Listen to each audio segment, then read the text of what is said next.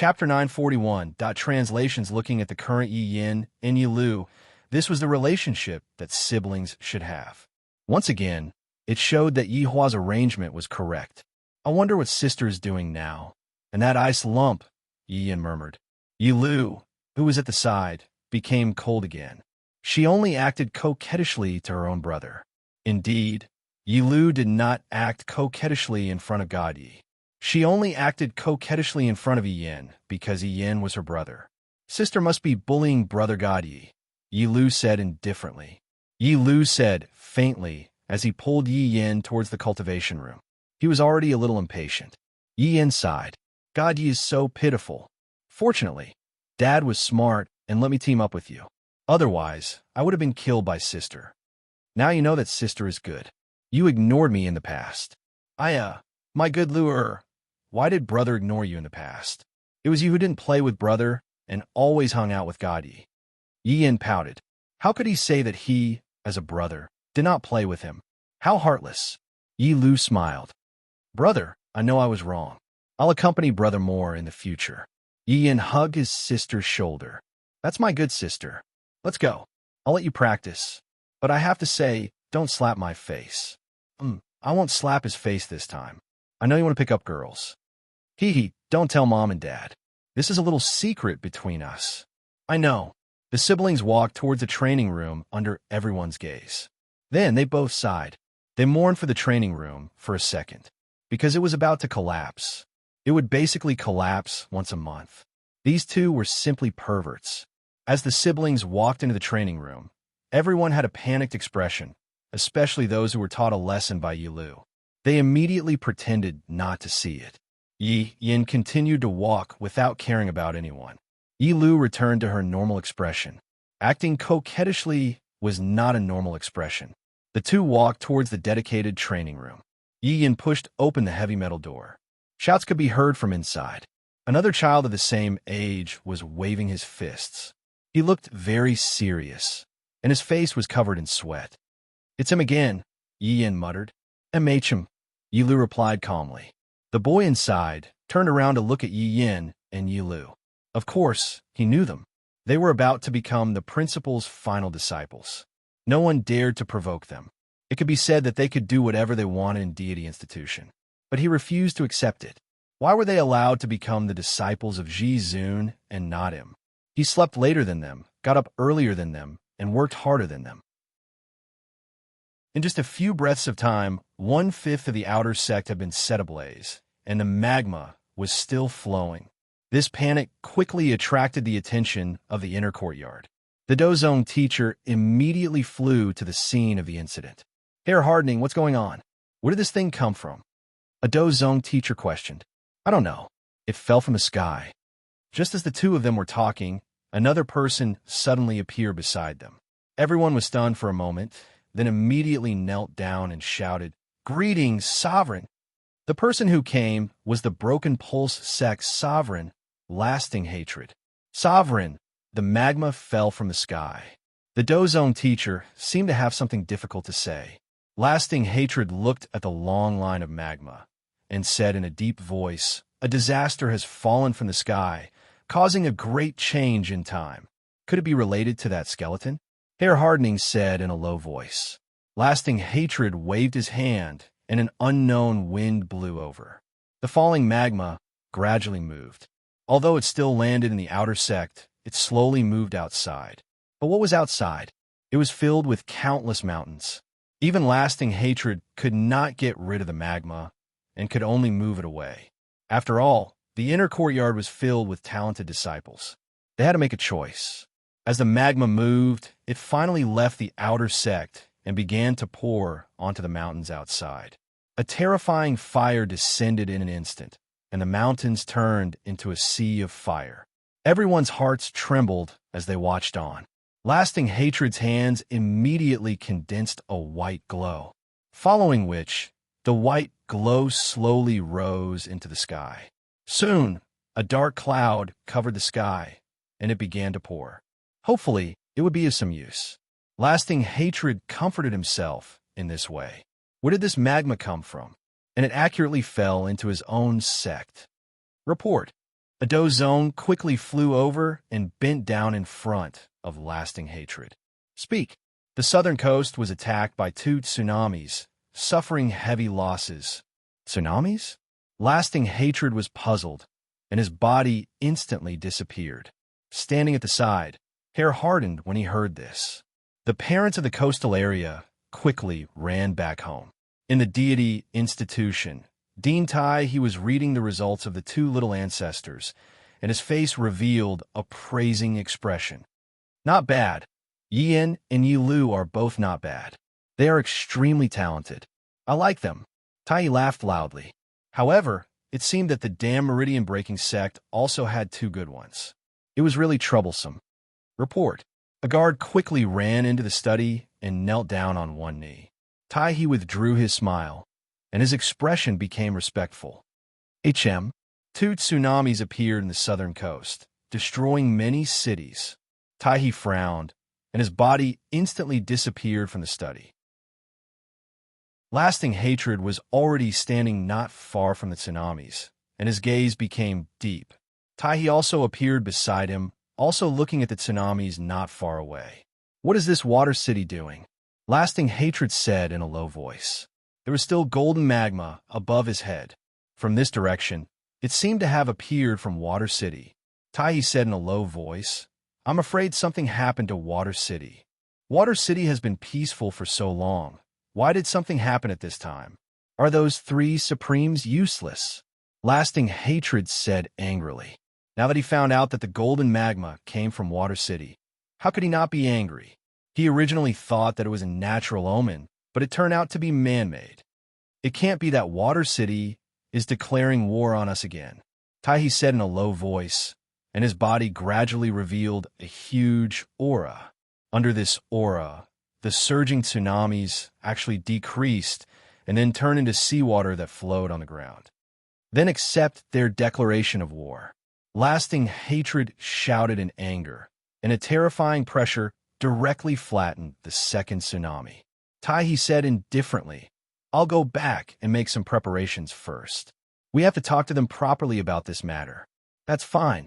After saying that, Tai disappeared, and lasting hatred looked at the golden magma in the sky, and there was nothing he could do. However, at this moment, the golden magma actually fell. Baidu search 881 Chinese network yen. No advertising words.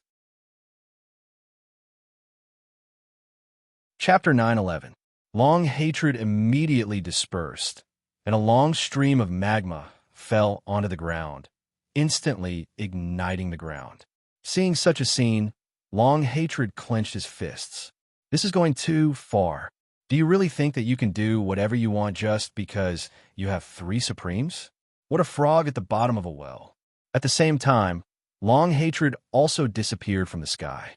When he saw that half of his outer courtyard had disappeared, he really wanted to call for help right now and rush to Water City to demand an explanation. Do you really think that I, who live on land, am easy to bully? However, the rainwater had no effect on the magma at all. What was supposed to be burning was still burning. Water City, you guys did well this time. You've angered me. A debt of blood must be paid with blood. On the other side, Mao Hao also rushed back home at top speed. He didn't even hesitate to use a few jump scrolls, which were his trump cards for escaping. However, he couldn't care so much right now. Mao Hao, who was in the sky, saw that the land had turned into an ocean, and a large number of corpses appeared on the surface of the ocean. To ordinary people, this tsunami was simply a huge killing power. They had no way of resisting it at all. My home is right by the sea. Since this place has turned into an ocean, then Mao Hao didn't dare to stay any longer. He used the jump scrolls again and rushed back desperately. But Mao Hao couldn't find his home anymore. There was seawater everywhere, and there were corpses of humans and animals everywhere. Father, mother, Mao Hao roared angrily. He regretted himself. He was so focused on training that he didn't go back to take a look. He only regretted it when something happened. Mao Hao roared and looked at the distant ocean. Sea of Innocence. Inside the deep-sea arena, no one knew what had happened outside, nor did they know what the consequences of those few strikes just now were. because they couldn't do anything about it. The thing in front of them was the biggest threat. A huge golden claw stretched out from the magma and stabbed into the sea rocks at the side. Father, what exactly is this abyssal wave? Valpa was a bit shocked. This monster, I'm afraid its strength is above supreme. Valpa didn't say anything. He just stared at what was about to appear.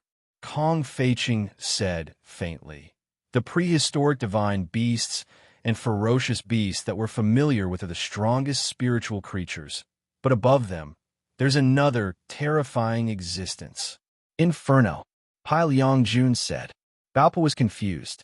He had never heard of the burning fiend before. This term was too foreign to everyone. Bao Xi said gravely, the term burning fiend represents a race. There are a lot of races within this race, countless of them. It's just that they are gradually disappearing from everyone's sight. And this abyssal ocean wave is also a race of burning fiend. It was imprisoned here by the old ancestor. Father, how powerful is Finsha? Bao swallowed his saliva. It sounded very powerful. I don't know. Bao Xi shook his head. He was indeed here to deal with this scourge. Otherwise, the entire water city would suffer. However, it was said that as long as they defeated the Finsha, they would be able to subdue it. Therefore, they had to face the danger and strive to subdue this monster. Of course, Yuhua heard their conversation. She smiled and said, they even know about Finsha. They're not simple. Just who is their ancestor? He seems to know everything, said Brett with a faint smile. Doryman. Qing Yutong giggled. She was not worried about the monster that was about to appear in the slightest. I like Crayon Shinchan. Kai Yun pouted his mouth, then said, I have an elephant so big, when this sentence was said, it caused the four women to laugh. So big, do you have an elephant? Just as the five women were chatting and laughing, an explosion sounded out from within the magma once again.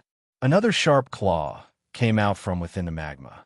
Looking carefully, there was even hair on the claw, just that this kind of hair seemed to be more like sharp blades or flickering with ice-cold chilliness. Boom, boom, boom, boom. Continuous sounds rang out. 8 legs, ruthlessly stabbing into the surrounding rocks. F***K. So disgusting, I suddenly don't feel like sucking it. Yizizi immediately pounced into Qing Yutong's embrace, expressing that she did not like this kind of animal. Kai Yun was the same as he pounced into Yu Hua's embrace. I'm going to vomit. Yu Hua helplessly caressed Kai Yun's back, then said faintly, if I didn't guess wrongly, this should be the Poisonwood race. Poisonwood race? Brett was also a newbie, and he expressed his doubt. Yu Hua nodded her head. The Poisonwood race usually lives in the depths of the sea, and they're the strongest race in the sea. Their entire body is filled with poison, and they are able to adjust the secretion of the poison in their body according to the difference of the enemy. Their body is also incomparably hard, and even ancient artifacts are unable to harm them in the slightest. So powerful? I'm going to give it a try later then. Brett's fighting spirit appeared. The main reason was because what Yu Hua said was too powerful. Brett just wanted to try out how powerful the Poisonwood race was and loosen up a bit. Only this kind of opponent would be interesting. This Poisonwood race's battle prowess in the sea is very strong, but when it comes to land, its battle prowess would be reduced by half. Yu Hua added. Kai Yun pouted his mouth and said, furthermore, this Poisonwood race has been soaking in the hot spring for so long, I reckon that it has already become immune to fire attribute weapons. Look at that hair on its legs. It has already evolved. That is indeed the case. Yi Zizi took another peek at the Poisonwood race, and she felt even more disgusted. Yi Zizi hurriedly squeezed her face into Qing Yutong's embrace and refused to come out. While they were chatting idly on one side, on the other side, the atmosphere had already reached the peak. The abyss wave is about to appear. Boom! A huge body emerged from the magma, and the golden magma flowed down slowly from its body. The body looked as if it had just soaked in a hot spring, and one could not feel the heat at all. This body is a bit strange. It looks like a maggot. The body looks soft, and it is even squirming, but it is wrapped around by the golden magma. This feeling is just like the combination of a spider and a maggot, and the disgusting feeling is simply raised to another level. Furthermore, this plaything's body is still very big, and when some of the details are magnified, one's entire body would turn numb just by looking at it. Qing Yutong turned her head away. This is too disgusting. Brett and Yuhua looked at the abyss wave with great interest. As expected of a perverted woman, they are actually able to look at this thing with a serious expression. Excitement can be seen on their faces. The three old men immediately called their mounts. No, it is a prehistoric divine beast. Prairie blazing warhorse. Divine dragon. Terrifying giant crocodile. With 7 people that possess the strength of an overlord, is there even a need to be afraid of not being able to deal with a single abyss wave? Bao Ci did not think at all as he quickly formed seals with his hands. Heavenly sealing ghost chart, black coffin. For Bao Ci to be able to use the black coffin, he could be said to be rather skilled. Countless black shadows formed around the abyss wave's body, and in a single breath's time, the black coffin had completely enveloped the abyss wave. Chapter 9:12. The black coffin Bao Ci used was even purer, many times stronger than the one Bao Pi used. "Father, is this useful?" asked Bao Pa. "It doesn't work," Bao Ci said solemnly.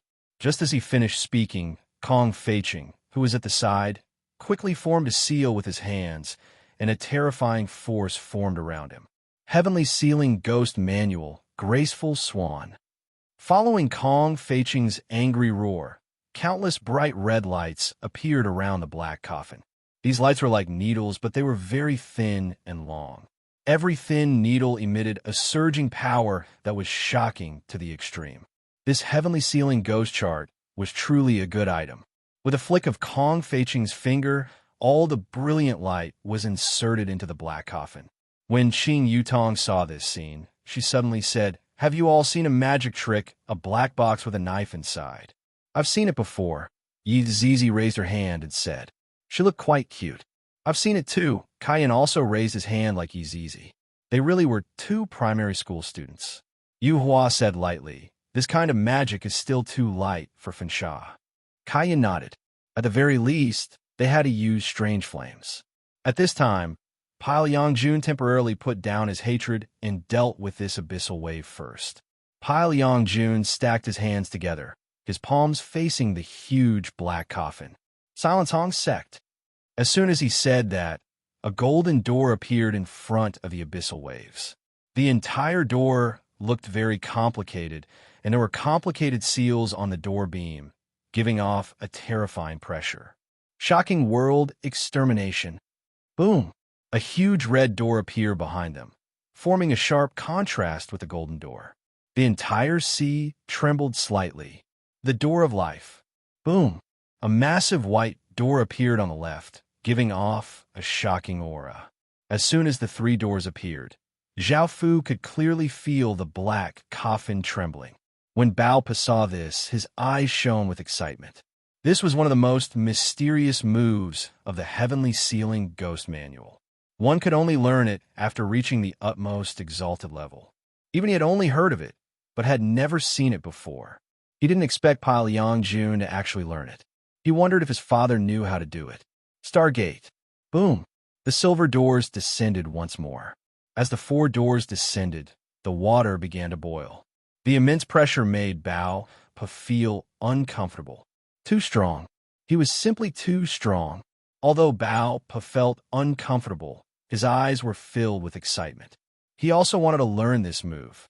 Heavenly Sealing Ghost Chart, 4 Gates of Purgatory. Pai Liangjun shouted in a low voice. The 4 doors quickly merged together, and a phantom appeared within the doors. A terrifying aura swept through the black coffin, and the dazzling red needles were instantly broken. Brett's eyes were deep as he said faintly, "The 4 gates of purgatory are really strong. Each gate emits a different attack method that makes up for each other's flaws. It seems like they don't have physical attacks, but only after experiencing them personally will you know how powerful they are." Looking at Brett's intentions, it seemed like he also wanted to test the might of the four gates of purgatory. Who would have thought that this skill would be so incredible? I'm impressed with Water City now, Yuhua said softly. She had felt bored at first, but after seeing so many heavenly sealing ghost arts, her curiosity was piqued. But it was just curiosity. Right now, Bao Pa had also discovered Qing Yutong and her group. Just now, he really didn't have the time to look at them, but he didn't expect that they would actually be standing there and not running away. They are really courting death. But I can't go over and say anything right now. After all, the matter in front of me is the most important thing. The attack of the four gates of purgatory seemed to have suppressed the abyssal wave, or at least it was unable to react. It is only SOSO, just wait to be turned into a pool of blood, Pai Liangjun said faintly. In his heart, he could not bear to see this happen. After all, this big fellow is also a treasure. Kong Feiqing shouted in a low voice, "Don't let your guard down. This is burning spirit. How can it be so easy to destroy?" Just when Pai Liangjun wanted to refute, the black coffin below him started to shake violently, as if it was going to break free. The four of them shouted at the same time, heavenly sealing ghost chart, imprisonment. Numerous golden ropes wrapped around the black coffin. This fellow is so strong. Kong Feiqing could feel the might that was transmitted over by the ropes. This monster is very powerful. It seems like it's going to break free from the black coffin. Qing Yutong and the others just watched. They did not plan to make a move. Roar! A loud roar shook the black coffin. With a loud bang, the black coffin instantly turned into powder and disappeared into the sea. And the imprisonment on the black coffin dissipated at the same time. The four of them were evidently shocked by the recoil, and bloodstains were flowing out from the corners of their mouths. Although the recoil was not fatal, it was enough to make them exclaim in admiration. Just a single roar was able to make them suffer from the recoil. If it were to become serious, then it would be terrible. Abyss Wave once again appeared in everyone's line of sight. The eye below his forehead looked too scary, although it was only one eye. However, the area of the eyes occupied the entire face, so when they opened, they looked very frightening. For of Abyss Wave's sharp claws pierced towards the four gates of purgatory. The four gates of purgatory were like a powerless little girl. They could only be pierced through. They did not even have the slightest chance to struggle. The four gates of purgatory were instantly destroyed. Meanwhile, Abyss Wave seemed to be a bit angry. One of his eyes stared fixedly at the four of them, seemingly wanting to exterminate them. "This eye is a bit similar to mine," Kaiyan said jokingly. Because his main body also had a pair of huge eyes, his eyes were a bit similar to this eye. "They are in trouble," Brian said lightly. What happened just now was the best opportunity. If they are unable to get rid of this Abyss Wave would become their nightmare. Abyss Wave's body suddenly leaped high up into the air, then rapidly descended. "Disperse!" Bao Ci shouted out loudly. The four of them and their pets all dispersed. Boom! When Abyss Wave descended, the entire scene brought about a gigantic underwater tsunami. Everything in front of them was sand, making it impossible to see anything within a meter of them. Qing Yutong smiled. "This Abyss Wave sure is smart." Yuhua smiled, then said lightly, "Burning spirits are all high-level life forms. They all have their own thoughts, and they use their brains to fight, unlike ancient divine beasts that don't need brains." Right now, Bao Ci was a bit flustered. The aura of an overlord instantly spread out, seemingly wanting to use the pressure that erupted out from his body to blow away the surrounding sand. However, the more he boasted, the more Bao Ci felt helpless. Roar! Bao Ci's mount, the terrifying crocodile, suddenly let out a roar. This kind of roar was not one of excitement, but the kind of roar that was filled with pain. No! Although Bao Ci did not know what happened, he could feel that his mount was in imminent danger. However, the surrounding sand was too dense. It was definitely this Abyss Wave's doing. Does it have such a smart brain? End of this chapter. Chapter 9:13. The terrifying giant crocodile let out a blood-curdling screech, and the entire seabed fell silent. Bao Si's face darkened, as if he had already sensed it. However, Pile Yongjun was gloating. The death of a mount was a devastating blow to Bao Si. He was probably even sadder than if his son had died. His son could be reborn, but this prehistoric beast could not, and even more so could not be tamed. This was retribution. It wasn't that the time hadn't come yet. With that thought in mind, Pai Liangjun immediately ordered his steed to leave. He had already lost a son, so he could not lose the prairie blazing warhorse as well. Kong Feiqing thought so too. He immediately ordered his dragon to leave. He had thought that they would still be able to put up a fight against such a monster, but in the end, they would only be eaten. This was unacceptable.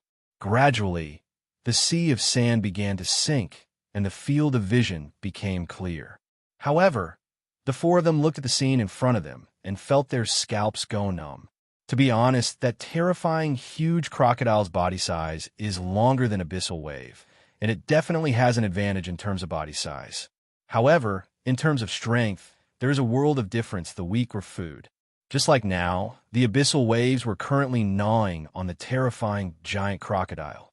Even the front half of its body was gone, and its huge head was eaten. Bao Si was infuriated to the extreme when he saw this scene. This was his mount, but now it was eaten alive, and right in front of him, the seawater was immediately suffused with a scarlet color and the smell of blood. This was the scent that Yi Zizi and Kai Yun liked the most. Just smelling it, it was extremely fragrant. After all, this was the blood of a primordial ferocious beast, and it was also a great tonic. Abyssal Wave was still enjoying his prey. He did not put the four of them in his eyes at all. Such a long and terrifying huge crocodile. In just a few moves, only its tail was left. This is simply unbelievable. Moreover, as the Abyssal Wave ate, its body gradually emitted a golden light. The light looked a little dim, as if this terrifying giant crocodile couldn't fill it up. As the last tail entered his stomach, Abyssal Ocean Wave burped as a snack. However, even if it was just a single burp, a massive wave of air immediately engulfed Bao Si and the others. The four supreme beings could only passively defend themselves. "Father, there's no way we can beat them," Baopa said in a low voice. Even the desolate wild beast had been eaten. One had to know that that fella had the strength of a supreme being as well. But all it did was cry out once, and it was eaten right into its stomach. The three old men had also clearly felt that they had still underestimated Yihua. "I thought that I would be able to defeat Yihua, but in the end, it was completely not like that. What should we do?" Kong Feiqing whispered. Bao Si and Pile Yongjun remained silent. If they let this monster go, then the people of Water City would suffer. However, the current problem was that if he perished, the people of Water City would continue to suffer. It seemed like the results were all the same. Now it was time to make a decision on how to deal with this Abyssal Wave. Such a terrifying creature should not have appeared in the Kangluo continent. It was simply at the level of a bug. No one could defeat it at all. No wonder even the great ancestor could only seal it. It was already the limit for a great desolate era, ferocious beast to appear to cause trouble. Now, it was the Burning Fiend race. What else could they do? "I have an idea," Pile Yongjun said in a low voice. "What?" "Lead him to the land," Pile Yongjun said calmly. He would let the mainlanders deal with this monster. After all, the ones who died were not his own people. Baopa said in a low voice, "This is a good idea. No, this Abyssal Wave is originally an underwater creature. How could it go to land?" Kong Feiqing shook his head. This was simply impossible. Could you let a fish swim on land? He was thinking too much. Then what should we do? Baopa was a little anxious.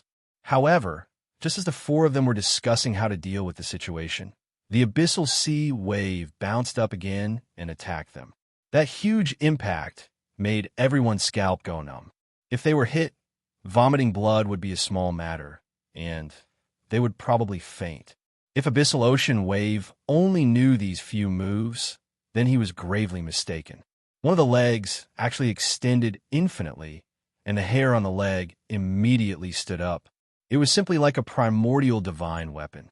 Bao Puh, who was running away, turned pale with fright. There was actually a huge phantom image behind him. Bao Puh couldn't care less and could only dodge in a hurry. However, this was the special attack method of Abyssal Wave. The blade-like hair still managed to cut Bao Puh's left arm. His left arm was cleanly cut off in an instant. Abyssal Ocean Wave didn't continue to chase and kept its leg. However, Bao Ci only knew that this fellow was called Abyssal Ocean Wave and didn't know its full name, Poisonwood. Puh, are you all right? Bao Ci hurriedly checked on his son's injuries. Luckily, it was only a broken arm. There was still a way to deal with it. Bao Puh didn't have much worry. Father, I am fine. It is better to quickly think of a way. You leave first. Leave this place to father. Then how? Speaking until here, Bao Puh's eyes suddenly widened, and his eyeballs seemed like they were going to explode. Bao Ci turned his head around and looked at his son confusedly. Per, what happened to you? Bao Puh couldn't say anything, and black objects started appearing on his skin, and his stomach started swelling. Purr. Bao Ci was anxious, but he didn't know what to do. Bao Puh's body became incomparably huge, and it seemed like it was going to explode. Bao Ci, quickly leave. Your purr is going to explode. Kong Feiqing hurriedly shouted. Pile Yangjun didn't say anything. This can be counted as a bargain. One of my sons died, and one of my mounts died as well. Doesn't this mean that I still made a profit? Purr. Father will think of a way for you. Don't be anxious. Looking at his son's face that was filled with pain, Bao Ci shouted out anxiously. Then, he struck out one technique after another into his son's body, but it didn't have any effect. Kong Feiqing couldn't care so much anymore, and he hurriedly flew over and pulled Bao Ci away. This is the explosion of an overlord. Even if you are an overlord, you will still be implicated. Purr. Bao Ci shouted out towards his son, and tears flowed down his face. The explosion that he imagined didn't appear. Pooh! This voice that suddenly appeared caused even Bao Ci to stop shouting out in grief and indignation. This, Bao Puh's swollen stomach, was actually torn apart from the inside. 8 legs were revealed outside his stomach. Looking at this scene, Yi Zizi was suddenly startled. F***K. This is an aberration. This poisonous wood is actually the parent body. Yu Hua went into a daze for a moment. Then soon after, she smiled and said, This idea isn't bad. It's more or less like this. Seems like this poisonous wood isn't simple. It actually has this kind of reproduction ability. Kaiyan said faintly. The 3 overlords didn't know that this was a poisonous wood. After all, there weren't any records of this. However, the scene before their eyes had already surpassed their imagination. End of this chapter.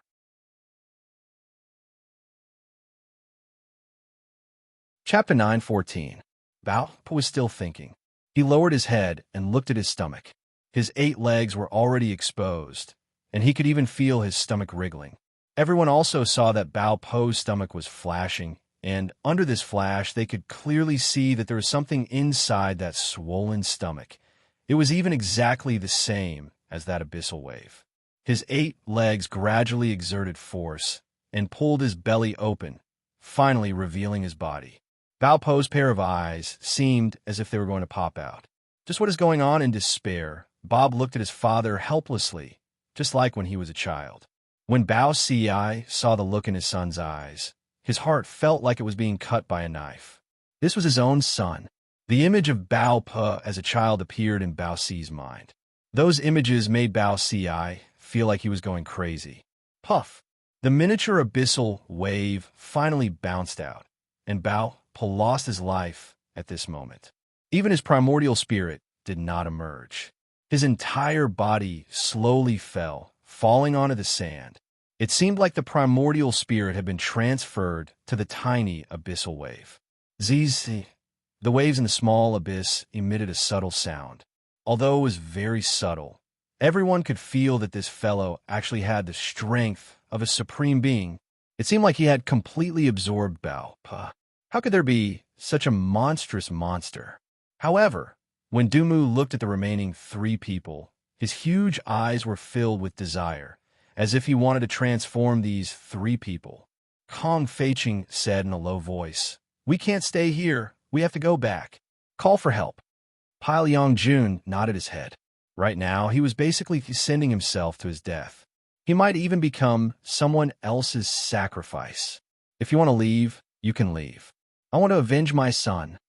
Bao Xi was just like Pai Yongjun. How could a father bear to see his son die in front of him? Pai Yongjun shouted coldly, "Do you want to become that little monster and attack the people of Water City?" After saying that, he nodded at Kong Feiqing. The two of them carried Bao Xi, and Pai Yongjun took out a scroll. Seeing the situation, Poisonwood's three legs immediately rushed over, not intending to let him go. Pai Yongjun hurriedly crushed the scroll, and the three of them disappeared, while the three legs stabbed the air. Roar! Du Mu roared in anger, and his huge eyes immediately looked towards Qing Yutong and the others. It seems like we're going to suffer a calamity. Qing Yutong smiled and actually began to do gymnastics while sitting down.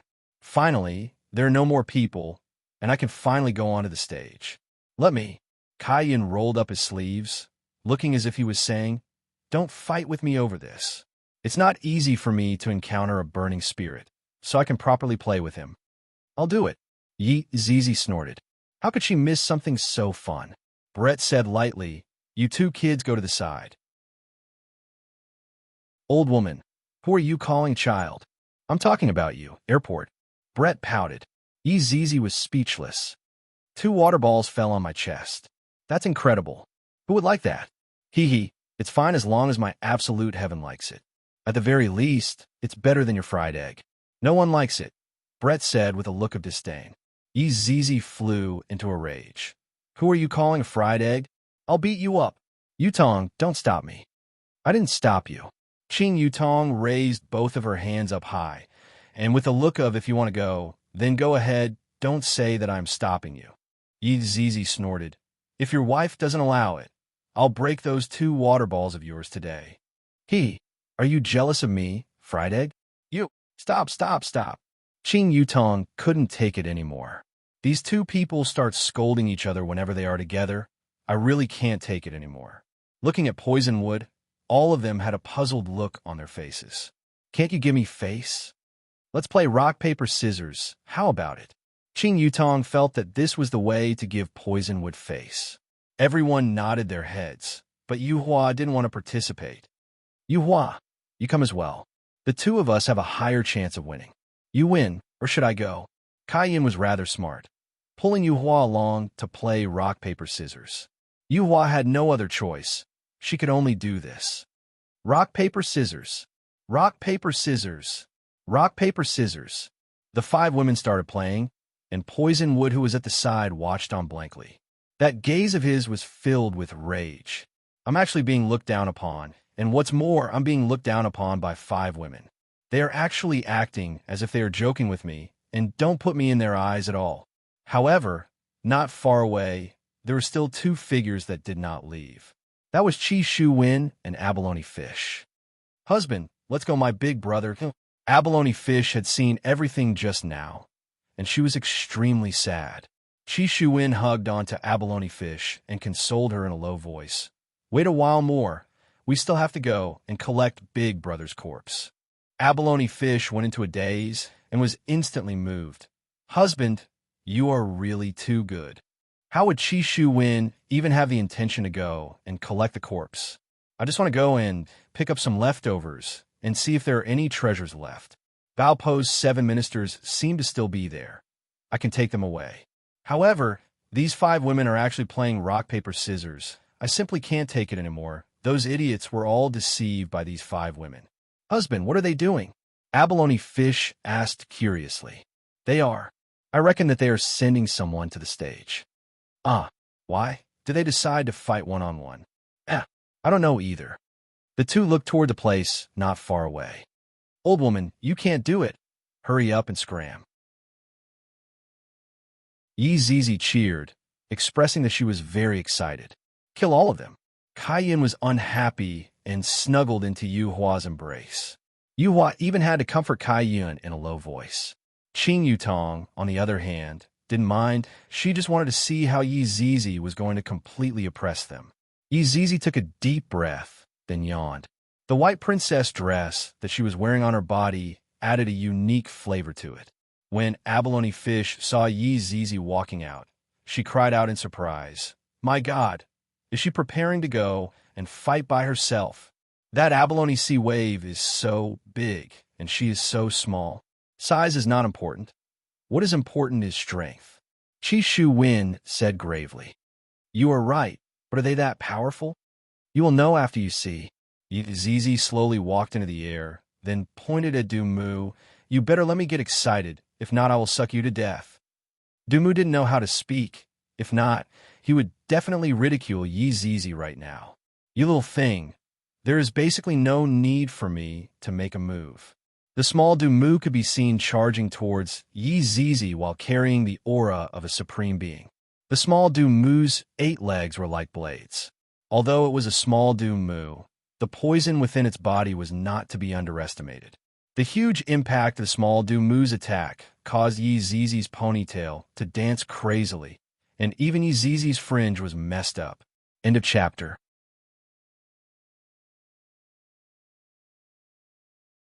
Chapter 9:15. They actually sent a little one over, so gutless. Yi Zizi's ponytails shot out like arrows. Little Poison Wood's eyes seemed to be filled with contempt, and it still didn't change its posture. The 4 women who were watching the show sighed. They actually wanted to see Yi Zizi make a fool of herself so that they could ridicule her in the future. But this little Poison Wood was a bit retarded, actually baring its fangs and brandishing its claws. Can it use some brains? The hair directly pierced into Little Poison Wood's abdomen, and Little Poison Wood's eyes were filled with doubt.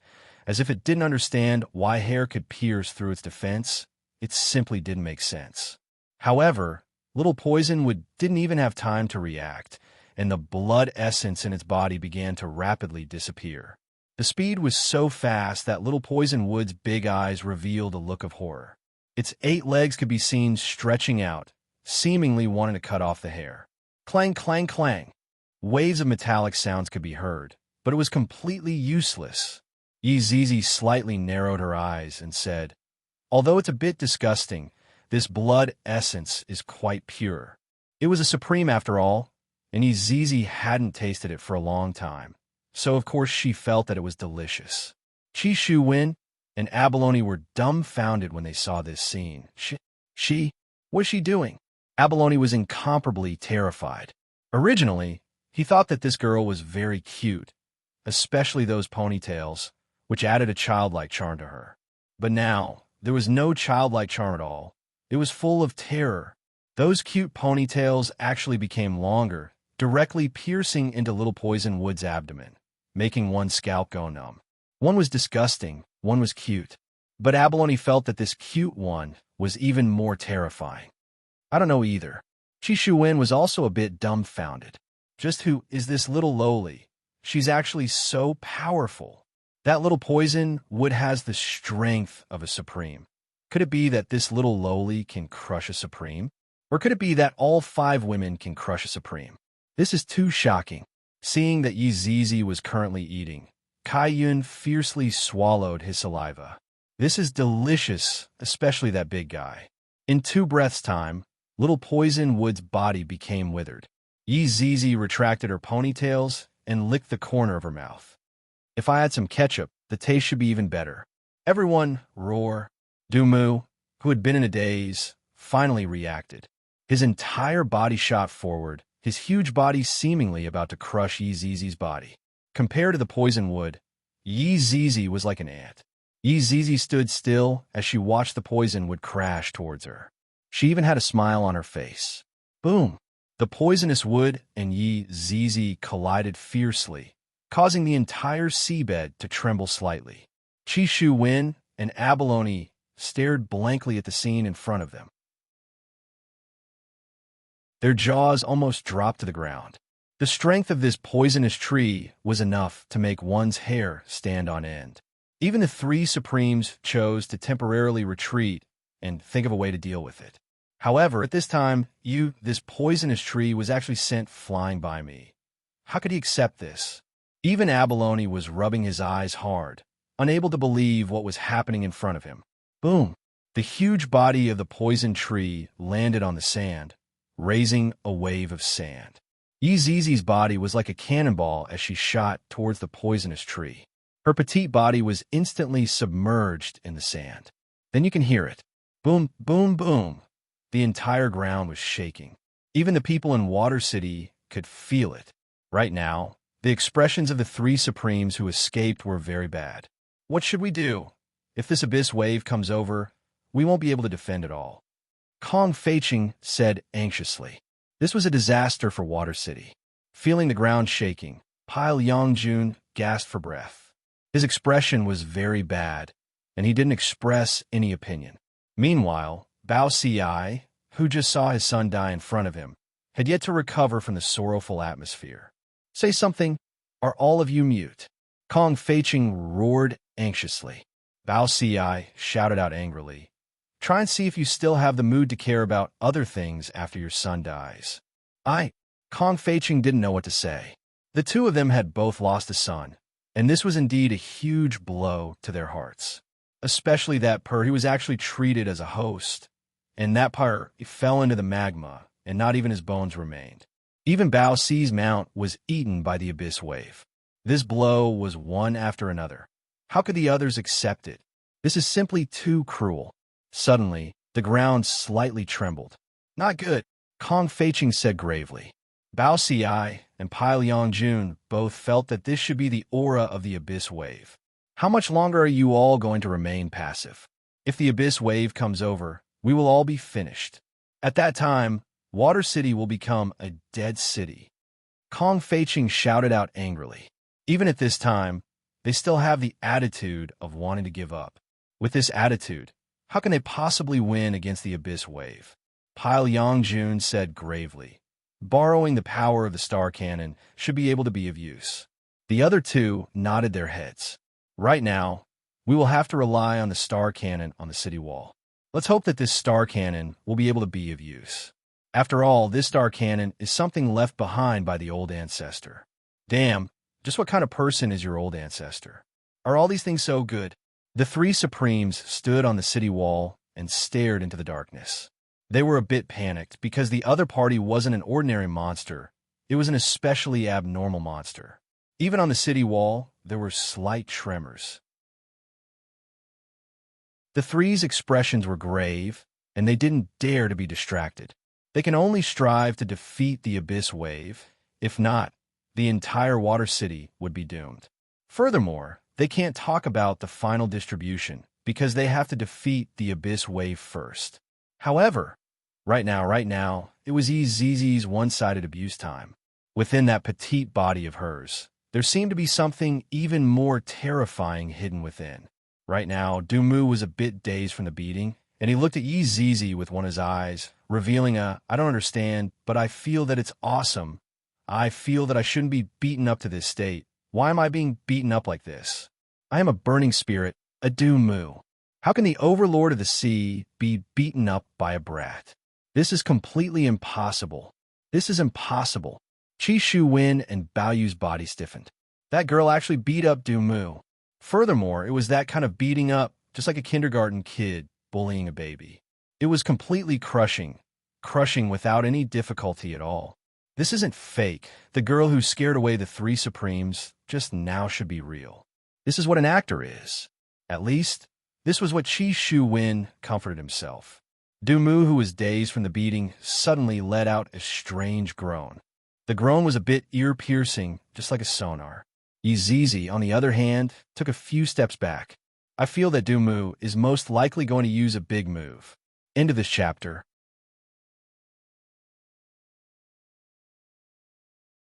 Chapter 9:16. Poisonwood fiercely looked at Yeezy with one of his eyes, as if he wanted to swallow Yeezy alive. And Yeezy was the same as well. After I am done playing with this thing, I will eat this thing in front of me. This feels great. This fellow is so big, so thick, so strong. The taste is definitely not bad. I should be able to eat until I'm 30% full. I should be able to PFFF. Everyone was shocked. This Poisonwood's eyeball actually popped out. This is too scary. Is this unintentional or intentional? If it is unintentional, then it is a bit sloppy. Is this fellow so scared that his eyeball popped out? However, the reality was not like that. That huge eyeball rolled onto the sand, looking especially terrifying. When the eyeball rolled out, that huge body seemed to have lost some kind of power, and the body actually gradually shrunk, just like a burnt spider, and was even shrinking infinitely. Not only was the body shrinking, even that I was shrinking, becoming a normal size. Yizizi was also confused. What is this poison would doing? Not only Yizizi was confused, Kai Yun and Yu Hua were also confused, not understanding what was going on. Husband, what is going on? Abalone asked curiously. Qi Shu Wen felt that if he was unable to answer, it would be a very embarrassing thing. After all, when Abalone you asked him in the past, he was like an encyclopedia and was able to answer everything. Therefore, he had to answer it now, even if it was nonsense. Husband, you don't even know? Of course I know, Qi Shu Wen hurriedly said, and in his mind, he was currently thinking about how he was going to bullshit. Then husband, tell me, don't tease me anymore. Abalone you hurriedly asked. Seeing this monster being beaten to such a state, at least I managed to take revenge for my big brother.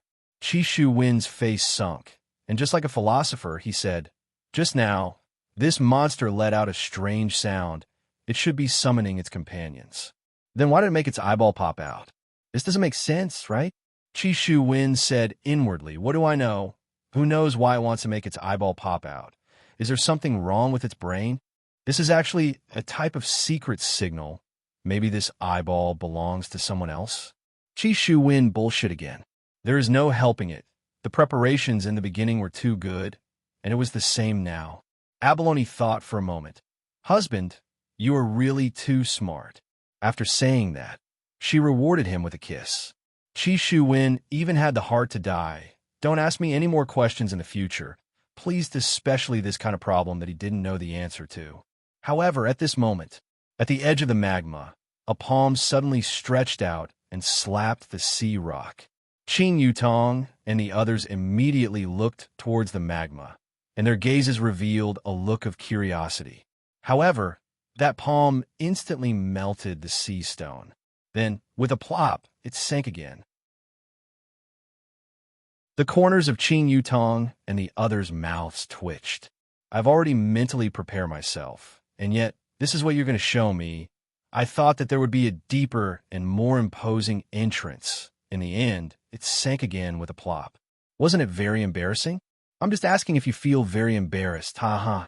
Kaiyan took the lead and started laughing loudly, and Qing Yutong followed closely behind him. Even Yi Zizi was laughing to the point that she was holding onto her stomach. This was the scene of the final boss's appearance. The heavy atmosphere had been rendered very well, but in the end, it was all gone. The thriller had suddenly turned into a comedy. This change was too serious. It caught everyone off guard. You're truly 2F** King outstanding. Just as everyone was bursting into laughter, a figure suddenly rushed out from the magma. That's right, this was a figure. This figure had a head, legs, and hands, and its entire body was filled with magma, just like those lava men. Not sure why. Qing Yutong felt that this lava man was forcefully doing this, and once again exaggerating the way it appeared. After all, it was a bit embarrassing just now. One must know, the correct way just now was like this. A hand slapped onto the sea rock, and everyone would be shocked for a moment, wondering what that thing was. Then it slowly walked out, and once that kind of terrifying aura was emitted, it would make people retreat. It was a pity that such a thing didn't happen. The sea rock melted, and the lava man sunk into the magma. Therefore, the lava man flew out from the magma and forcefully performed this scene. The lava man could be seen flying out from the magma and steadily standing on the sea sand. Although its expression couldn't be seen, it was reckoned to be very serious. But ha ha! Brett started laughing, and Kaiyan was already cramping in Yu Hua's embrace from laughing. Yi Zizi didn't even want to fight anymore. This fellow is here to be a joke. Even Abalone was amused by the lava man. However, Qi Shu Wen was a bit stupefied. He guessed it correctly? This is too mystical. Husband, you are truly too smart. Chi Shu Wen took in a deep breath. I also know a lot of things. And my husband is indeed formidable. Being praised by his wife, Chi Shu Wen felt a bit smug. The laughter continued, and looking at Yi Zizi who was in the sky, Chi Shu Wen laughed until he slapped his thigh. Kaiyan felt that he was in a faint from laughing too much. Qing Yutong couldn't help but shout out, "Handsome, you stepped on your own eye." It would have been fine if Qing Yutong didn't say it, but after Qing Yutong said it, everyone laughed even more happily. The lava man went into a daze for a moment, then lowered its head and moved its leg away. A poached egg could be seen imprinted on the lava man's leg, and there was even a bit of a roasted smell. That's right, the lava man indeed had the suspicion of wanting to act cool. Originally, I'd already thought of a way to appear, but in the end, therefore, I changed it to jumping, and this time, I stepped on my own eye until it exploded. Isn't this even more awkward? Slowly, the magma on the lava man's body receded, and white skin was revealed. The entire body. There was something strange, because I don't know if the lava man is male or female. If the lava man is male, then what about little P.O.? Then, if the lava man is female, the chest muscles are flat, and the hair on the legs, are they serious? So thick. The face is also very androgynous, but it's a braised egg bald head. When Yi Zizi saw this appearance of the lava man, she immediately flew into Qing Yutong's embrace, expressing that she doesn't want to fight anymore. This is the funniest enemy that I have ever seen. He doesn't even need to fight at all. He can directly make the other party laugh to death. The lava man slightly bent down and picked up his poached egg. If one were to look carefully at the center of the lava man's forehead, there was a closed eye, and this eye was placed precisely inside the lava man's eye. It's a pity that the lava man was stomped into a poached egg by me. Not only did I fail to act cool, I ended up being F***ed by myself instead. The lava man slowly turned around and looked towards the 5 women. His eyes were filled with violence, and his fists immediately emitted out a terrifying aura. It was undeniable that if this punch were to land, it would definitely hit the target. End of this chapter.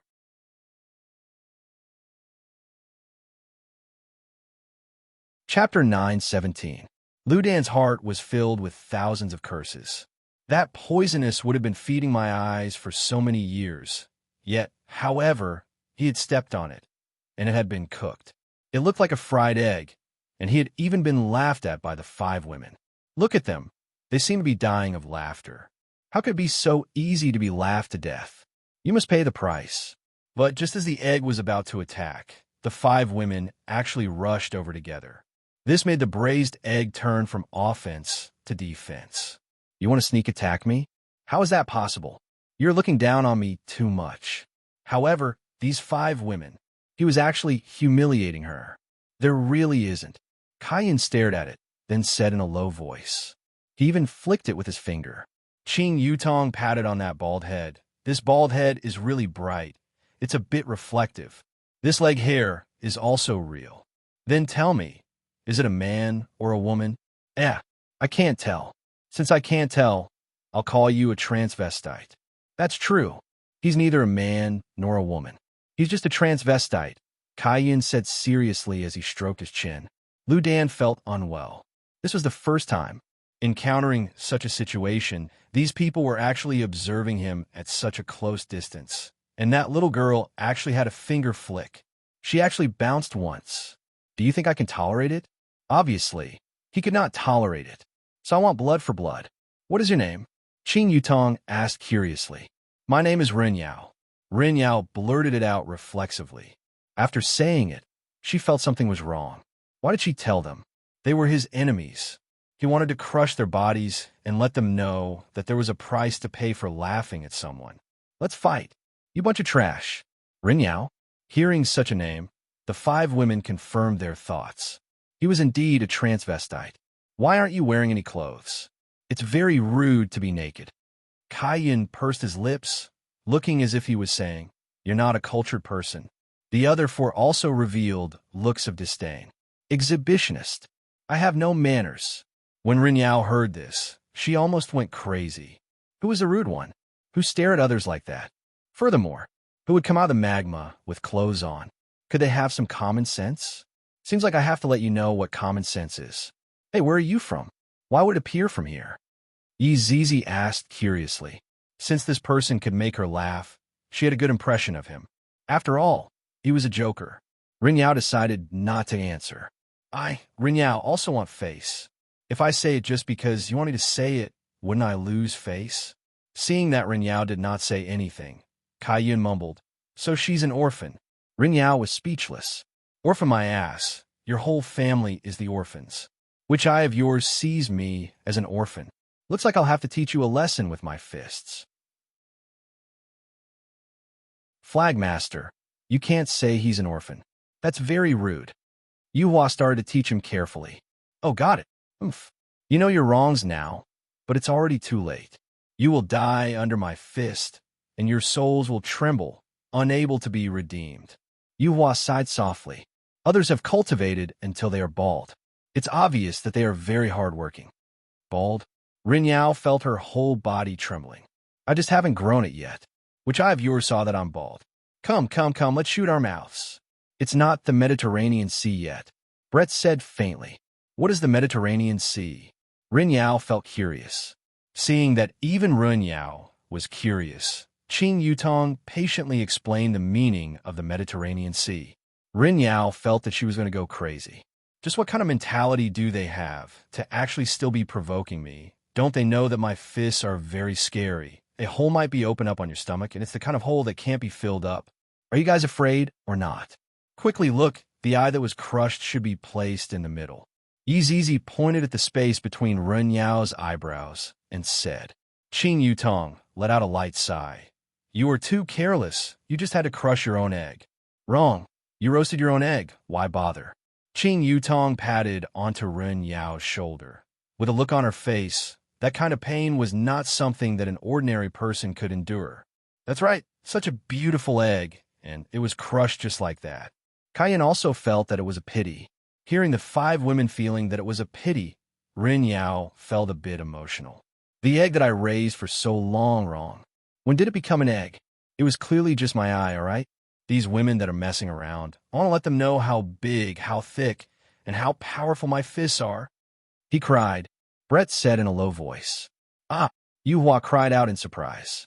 The 5 women directly looked towards Ren Yao's eyes, and within those eyes, there were tears. Ren Yao's heart was about to explode. You guys are making things up out of nothing. When did I cry? I obviously didn't cry. Ren Yao, have never lowered my head before, and I have never cried before. However, upon thinking about my own egg, Ren Yao's heart ached. Pay attention next time. If you fail to act cool, then you are called an idiot. If you succeed in acting cool, then you are called awesome. Yi Zizi said attentively. Just like you today, you are obviously acting like an idiot. Although your actions were wrong, it is undeniable that you made me laugh. You are still very successful. Do you want to learn how to act cool? Qing Yutong's eyebrows twitched, and with a look of acknowledge me as your big brother, I will teach you how to act cool. Ren Yao was shocked. Ren Yao, have acted cool countless times in my life. Do I still need you to teach me? Today was just a mistake. If you have the ability to do it again, I guarantee that I will let you all broaden your horizons. Kaiyun said, Be at ease. If you follow us, you will be our little brother. Only if I am King sick would I follow you all. Ren Yao, I'm going to get rid of you all today and wash away the humiliation with blood. Which unit are you from? Brett asked curiously. Which unit? Ren Yao had a puzzled look on his face. Yi Zizi snorted. Old woman, don't use such advanced vocabulary. He won't understand. Ren Yao's face immediately sunk. They are actually looking down on me again. And you are still saying that Ren Yao, won't understand. How is that possible? Isn't it just a unit? My unit, what is that? I really don't understand. Qing Yutong waved her hand. All right, both of you speak less. Can't you see that this Comrade Ren Yao is very angry? At least you have some knowledge to be able to know that I am angry I will leave your corpse intact later. Usually, only stingy people would be angry. Kai pouted her small mouth and said, "The hell?" She actually said that I, Rin Yao, am a stingy person. Am I, Rin Yao, that kind of person? I, Rin Yao, am a person who has the world in his heart. Would I get angry over such a small matter? Definitely not. End of this chapter.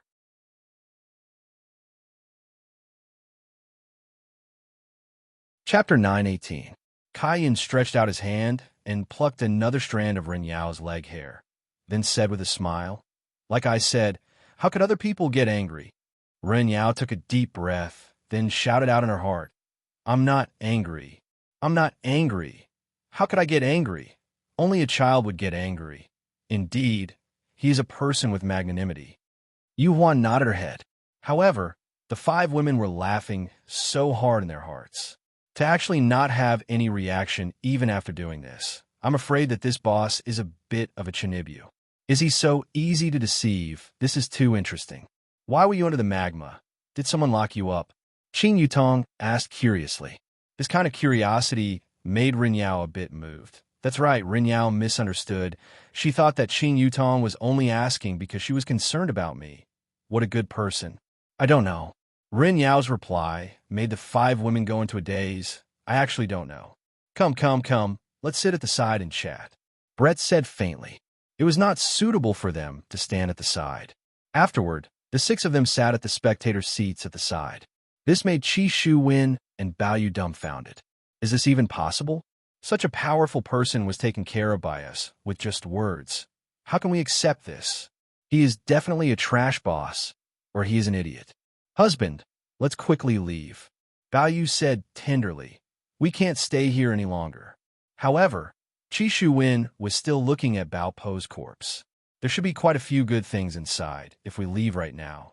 However, if we send Bao Yu away right now, we will definitely be suspected in the future. Husband, don't say any more. I know you.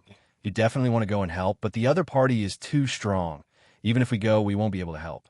Qi Shu Win went into a daze for a moment, then put on a heroic spirit. Sharky, if this monster appears in Water City, it will definitely cause trouble. Right now, I am your husband. I have the responsibility to bear this danger. Hearing that, Bao Yu went into a daze. Without caring so much, she directly kissed towards Qi Shu Win, feeling proud. Qi Shu Win felt so painful in his heart. After a long time, Bao Yu softly said, "My husband, I know what you were thinking, but let's go. I won't blame you. You are the hero in my heart." Qi Shu Win still put on a pained expression, as if he wanted to die here. Bao Yu had no choice but to directly drag Qi Shu Win and leave. That resentful gaze of Qi Shu Win. I really feel heartache for Bao Po's corpse. However, in the audience stands, there was a question being asked. If you don't know why you're here, do you remember who locked you up here? Yu Hua gently asked. This person's strength was very strong, much stronger than Dumu. This was undeniable, but such a powerful person was sealed here. It was incomprehensible. Rin Yao raised her head slightly at a 45-degree angle, as if she didn't want her tears to fall. He was thinking too much. He was just creating a deep atmosphere, as if he had a story to tell. The five women just waited like that.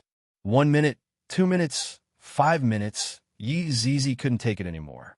Raising her hand, she slapped on her bald head. Speak. Why did you hit my head, you shameless thing? Rin Yao expressed that she was very angry.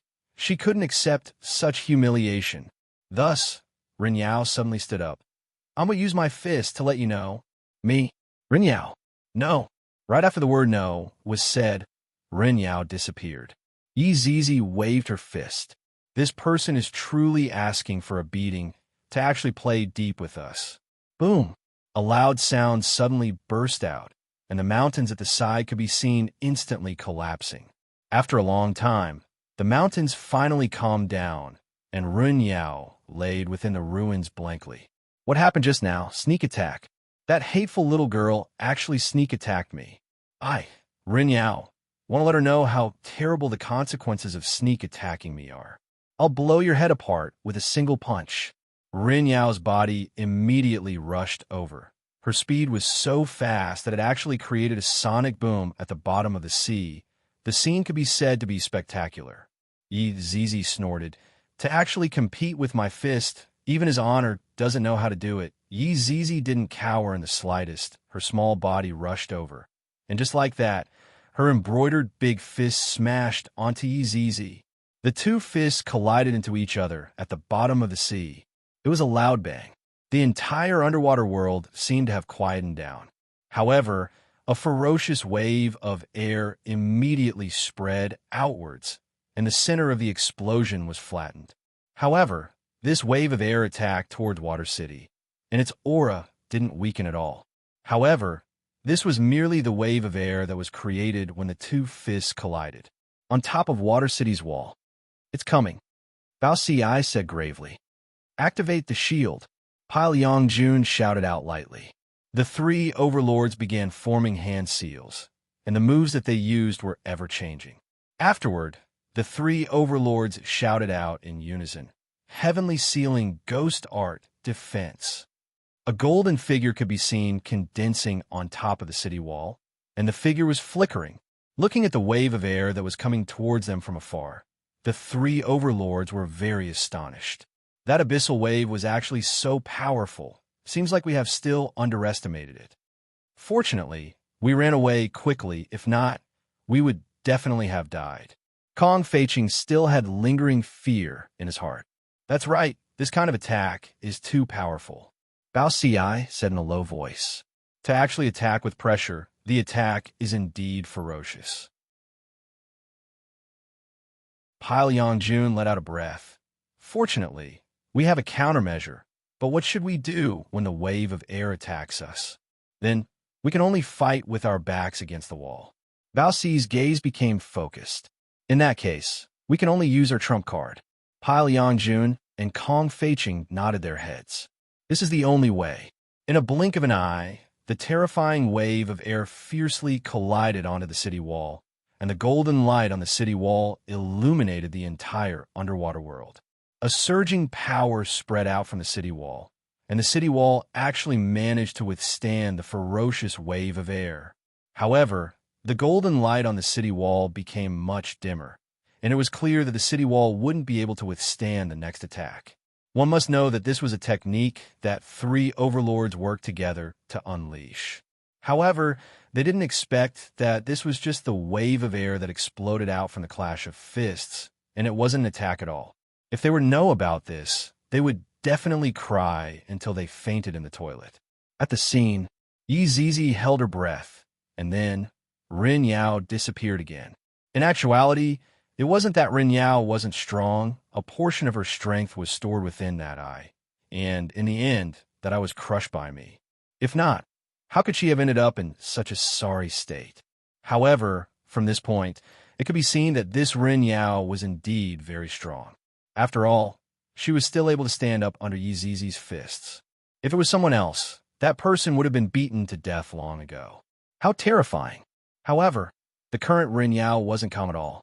Lying on the huge crater, while looking at the little girl that was not far away, Rin Yao was endlessly shocked. End of this chapter.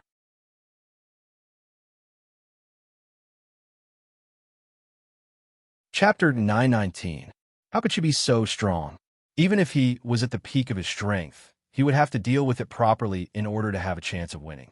However, with his current strength, he had no chance at all. Oh my God, how is this possible?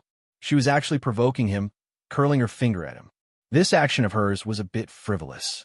Little girls should pay attention to their appearance. Rin Yao wasn't a coward either. With a clap of his hands, he shot out explosively. Even after being punched twice by Zizi, he was still as lively as a tiger.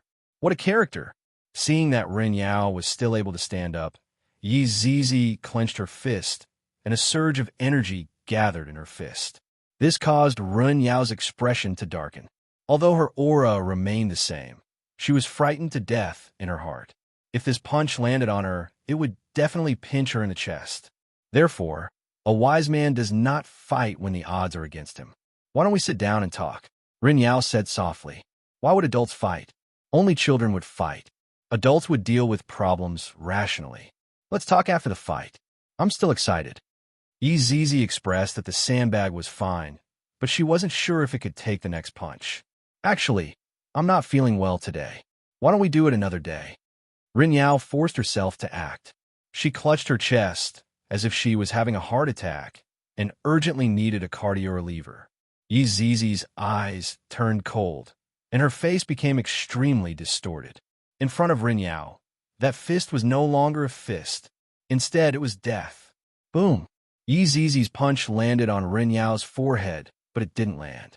A huge astral wind began to sweep through the bottom of the sea. The people standing on the city wall also felt the astral wind. "They're here," Bao Xi said in a deep voice. The other two looked at the incoming astral winds with vigilance, not daring to respond at all. Along with a muffled sound, the astral wind touched the city wall, once again emitting a golden radiance. It was dazzling and beautiful. However, the golden light only shone for a while before it gradually weakened and disappeared. However, the astral winds did not disappear completely. The three supreme beings had no choice but to release their battle chi once again. The battle chi within their bodies was also being rapidly consumed. They were truly worried that they wouldn't be able to deal with the upcoming situation. After dealing with this gale with much difficulty, the three primes were very worried about what would happen next. They all took medicinal pills and quickly recovered their strength. However, what happened next? Rin Yao was a bit unable to remain calm. Looking at the small fist that was in front of her forehead, she shivered. Although the punch didn't hit him, the sea behind him was split apart. How could this girl be so strong? Zizi waved her little hand. "Do you still want to jump around?"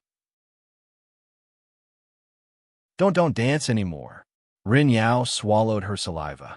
"Since you were so strong, why didn't you tell me earlier? If you had told me earlier, would I still have resisted? And I even got beaten up and even got scared just now. This little fellow is too bad. What are you waiting for? Come over and chat with me." All right. I'll be right there." Rin Yao didn't dare to stay any longer. Just one of them was already extremely powerful. What about the other four? Wouldn't they be able to overturn the heavens? The six of them sat down again. Rin Yao placed her hands on her knees and looked straight ahead. She didn't dare to make any other movements. He would never think about crushing them with his fists again because he didn't have the strength to do so. "Where did you come from?" Qing Yutong asked while hugging onto Zizi. "I don't know. Go punch him again." Zizi was very willing to do so. "Big brother, I really don't know. I only remember my name and..." Rin Yao hurriedly explained. "You bunch of savage women. It wasn't easy for me to run out. How did you end up like this? This isn't my plot at all." "What else?" Brett asked in a deep voice. "Also, I'm a guardian," Rin Yao said in a low voice, seemingly very embarrassed. Qing Yutong was startled. "This is a guardian? Last time at Azure Dragon Empire, I seem to have met a guardian too. What is his name?" "Su Jiao. He is also a very strong person. I even went easy on him that day." TSK, Kaiyan pouted his mouth. "You are also called a guardian? You are simply too weak. Whoever asks you to protect will suffer." Rin Yao lowered her head and didn't say a word, as if she received a blow. "This girl is right. I was beaten up, and I still want protect my ass." Yu Hua said tenderly. "Flag Master, you can't say it like that. It will give a blow to other people's hearts." Rin Yao responded, expressing that she gave me a blow just now. Qing Yutong hurriedly asked, "Then, what are you protecting? You couldn't have forgotten about it, right?" "I don't remember." Rin Yao pursed her lips, then said soon after, "I am so weak. I've already lost the qualifications to be a guardian." Brett said faintly, "It is not that you are too weak, it is that we are too strong." "That's right, you must not have this kind of thinking. You're still very strong, at least to others." Yu Hua followed up and said, practically consoling this final boss. Rin Yao was very touched. "These are all good people." "Thank you all. All of you are good people. It is me who is too weak. I don't have the face to go and be a guardian. Such a weak guardian. If I were to say it out, it would also be a joke." Right now, Qing Yutong thought of that Su Jiao. That man is ice cold, and this one is filled with a Chinibu aura. The contrast between their personalities is truly quite big.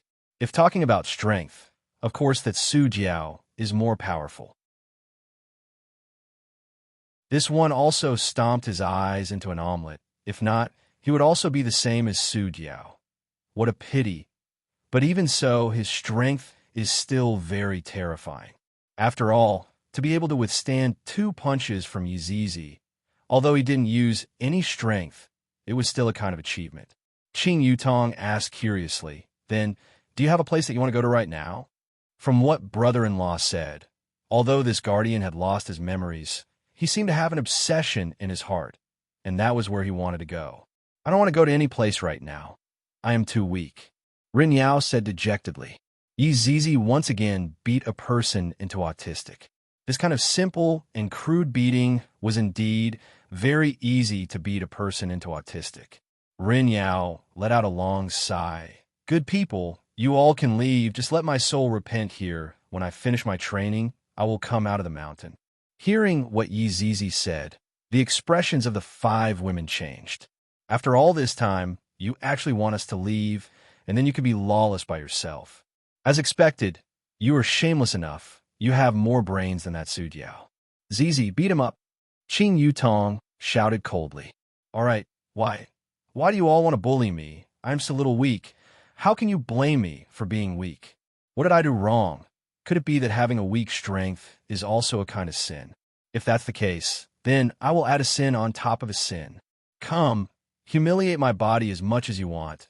If my body can please you all, I am willing to offer my body." The 5 women ended the chapter.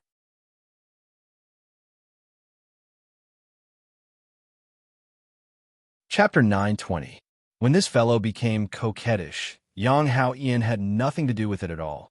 If these 2 coquettish were to walk together, who would be more coquettish? He was really curious. "I'm the worst guardian." Rin Yao sighed softly. No. Compared to being a lousy guardian, it's rare to have a coquettish air."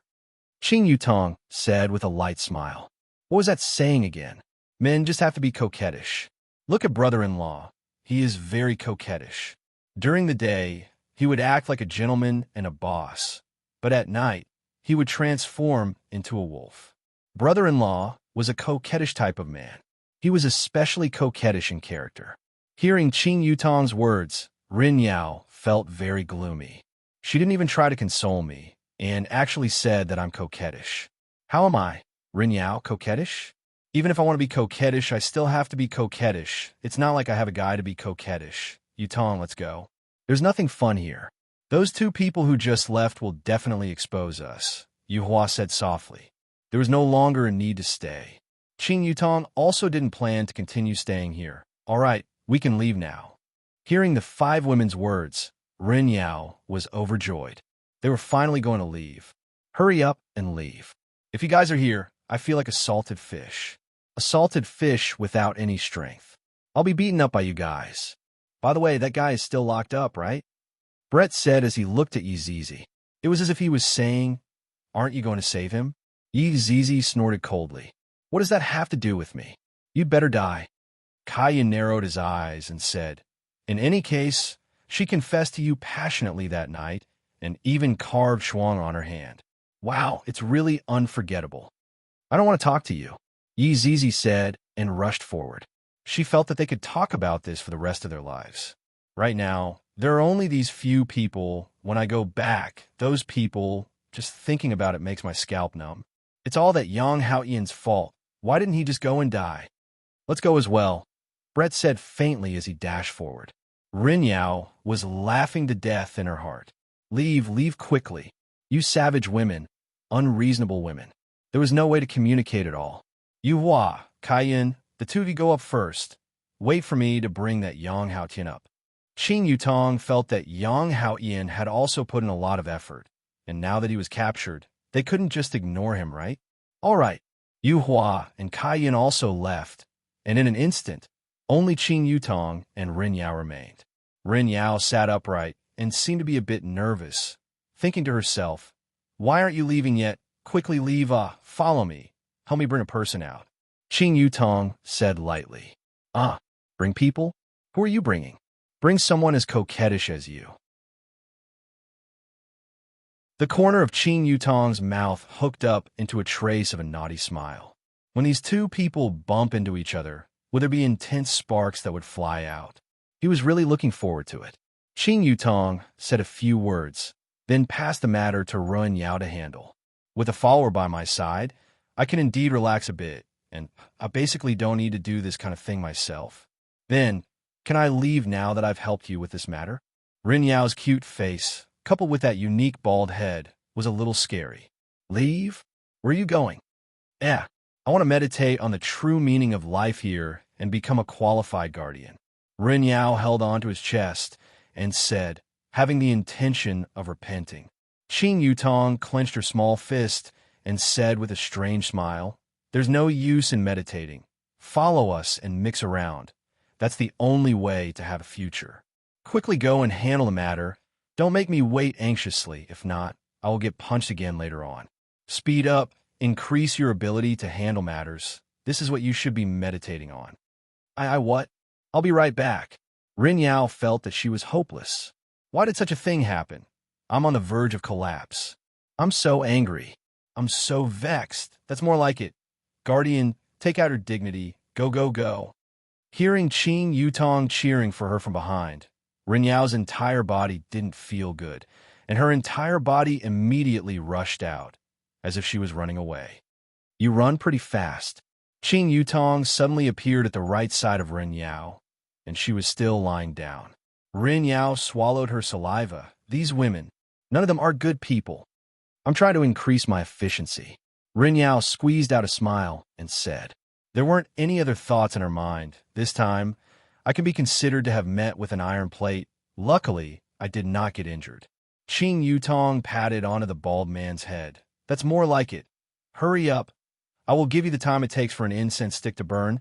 We still have to rush to other places. Got it. Qing Yutong stopped running, then looked at Ren Yao and said softly, Still want to run? How is that possible?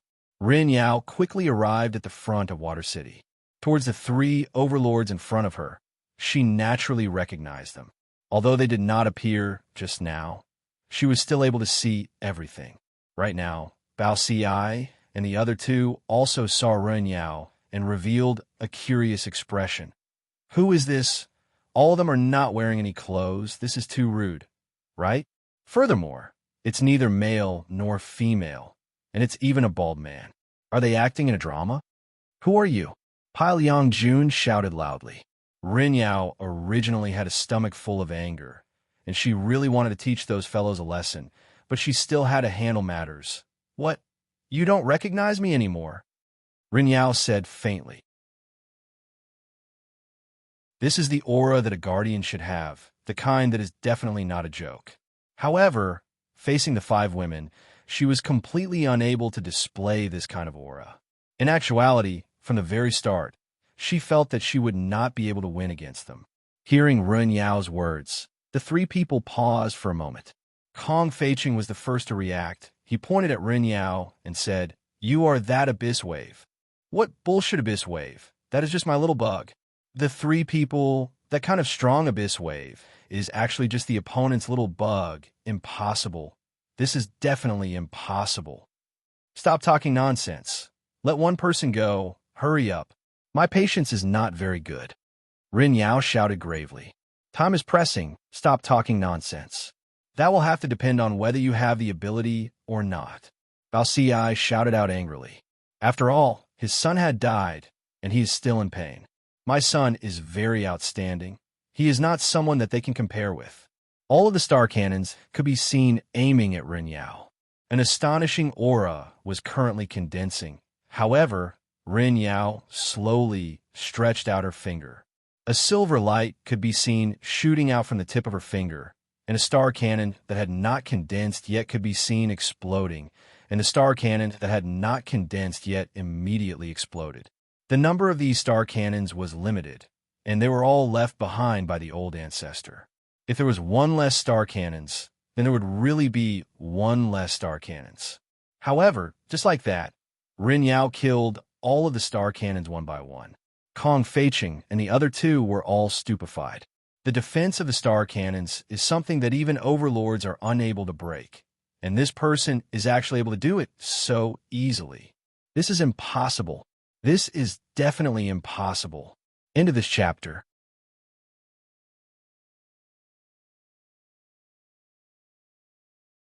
Chapter 9:21. This was a freaking fake. However, the last star cannon had finished assembling, and a silvery white energy shot towards Ren Yao. Seeing the last ray of hope shoot out, Pile Yongjun and the other two stared at the silvery white light wave. It was not that I, Kong Feiqing, was bragging, but even if the other party was a super Jizun, this cannon would still blast them into pieces. Moreover, it would be pieces that could not be pieced back together. Ren Yao looked at the incoming white light wave and did not put up any defense. Boom! When the white light wave came into contact with Ren Yao's body, a dazzling white light burst out, and a terrifying pressure engulfed the entire seabed. The seawater churned, and the city rumbled. All the residents hid in their homes, and they would never forget what happened today for the rest of their lives. This was simply a disaster day for Water City. He should be dead, Bao Ci said in a deep voice. Should be. Pile Yongjun was also unsure, and there was only dust in front of him. I can't even feel his aura. He should be blasted into pieces, Kong Feiqing said in a low voice, and his hands started to move behind his back, as if the crisis had been resolved. However, they seemed to have forgotten one thing, and that was that they couldn't feel Ren Yao's aura from the start. When the dust dispersed, a figure was still standing not far away. The three of them immediately froze, and if it was possible, their jaws would definitely have dropped to the ground, but they allowed it to happen. It is actually fine, Bao Ci said in shock. That light wave actually didn't leave any mark on his body. This was impossible. The three of them looked at it with disbelief, and they even felt that this star cannon was fake. Ren Yao was someone who was able to receive 2 punches from Yi Zizi without any injuries. From this, it could be seen how powerful his defense was. The might of the star cannon was like a tickle to him. He was completely fine. Ren Yao extended his hand again and extinguished the last star cannon, and then said indifferently, "If you still don't release him, I can only kill him. Release him. Release him. Release him." Kong Feiqing's words were unclear, and he only wanted to ask this ancestor to leave. However, some of the guards didn't know who to release. Kong Feiqing hurriedly asked, who do you want us to release?" "The one we caught today.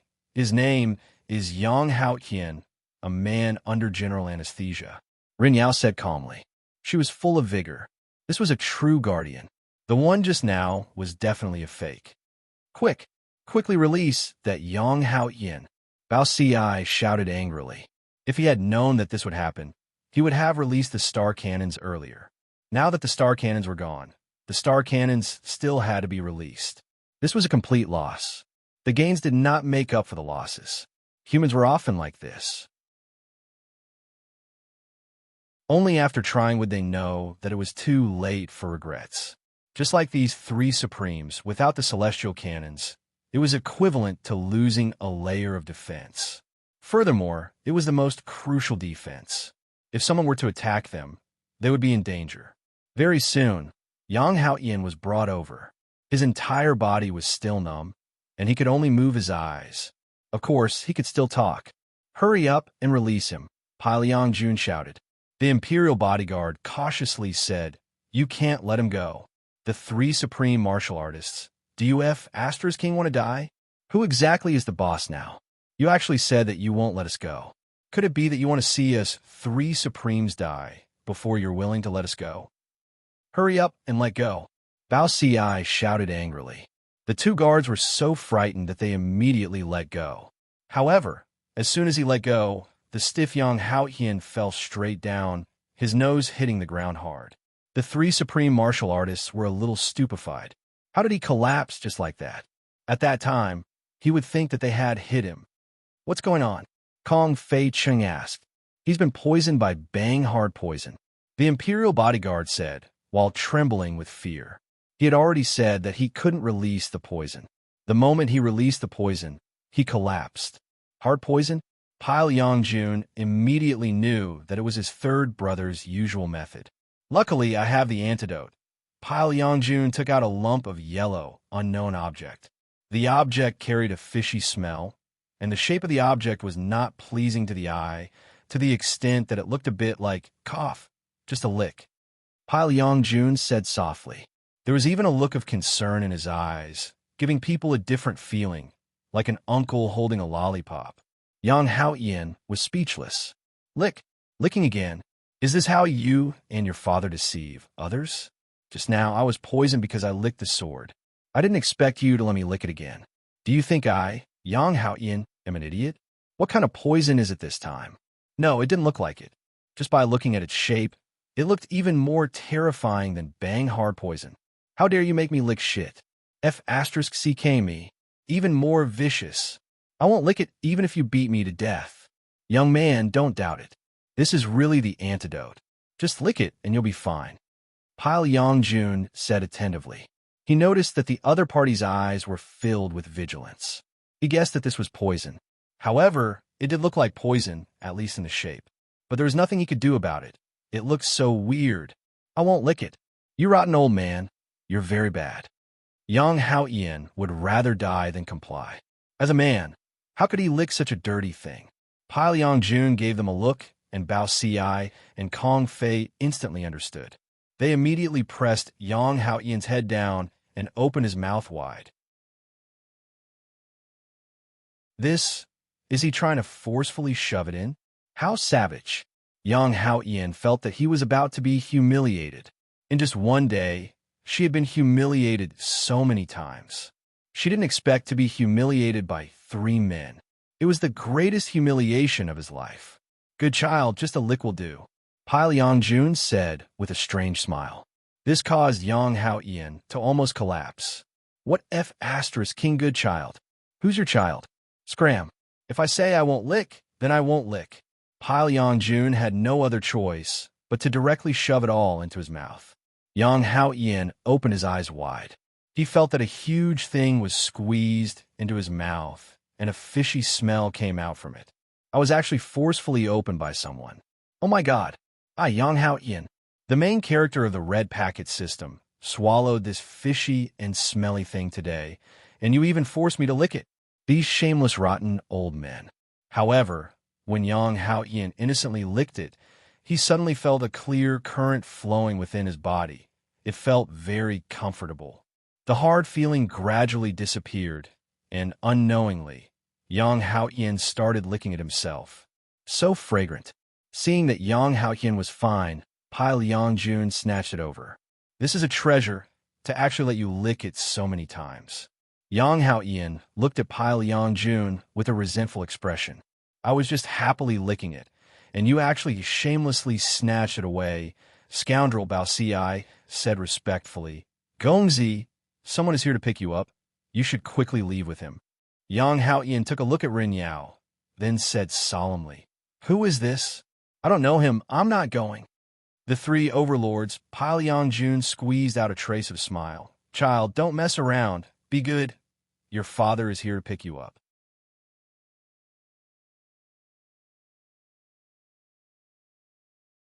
Chapter 922. Whoever wants to be the sun can go, you lunatic. Yang Hao-yen rolled his eyes. I was already very unlucky, but I didn't expect to run into another tiger's den. The 3 Supremes almost kneeled down. Great hero, just leave, don't waste time, or else that androgynous baldy is going to start killing people. Young man, this person is here to save you. Kong Fei-ching almost wanted to make a move. I have never seen such a person who would rather be locked up than go out. He looks so ugly. With just a look, I can tell that he's a bad person. How could he possibly be here to save me? You all want to lie to me. How is that possible? Young hero, you can't say things like that. It is too rude. That's right. You can't judge a person by their appearance. You can't label someone as a bad person just because they are ugly, unless they are really ugly. Yang Hao-yen said in a low voice, but I really feel that they are really ugly. After hearing that, the 3 Supremes silently nodded their heads. That's why I've decided to stay here for a long time. Big brother, can't I just call you big brother? Even if they're bad people, you still have to go. If not, we're going to be screwed. Kong Fei-ching couldn't care so much anymore. He had already called him big brother. Yang Hao-yen indeed felt that that person was very scary. That's why he didn't go. he wasn't joking. It could be said that if he went there, he would definitely be screwed. At least over here, there would still be food to eat. Ren Yao let out a deep sigh. I can only use the backup plan. Ren Yao could be heard shouting, "It was Shuanger who told me to come and save you."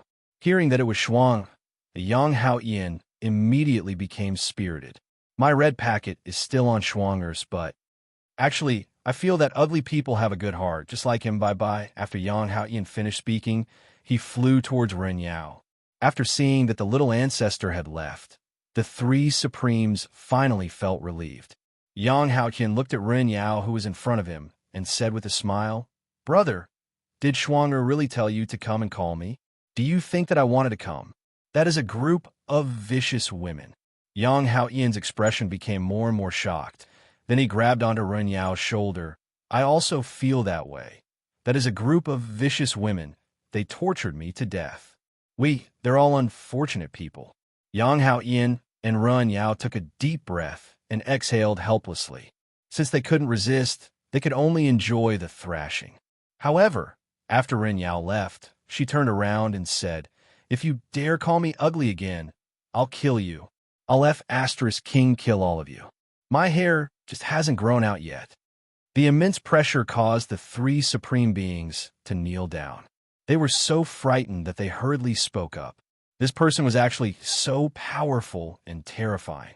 Fortunately, he did not resist just now. If he had resisted, he would definitely have died. God bless my water city.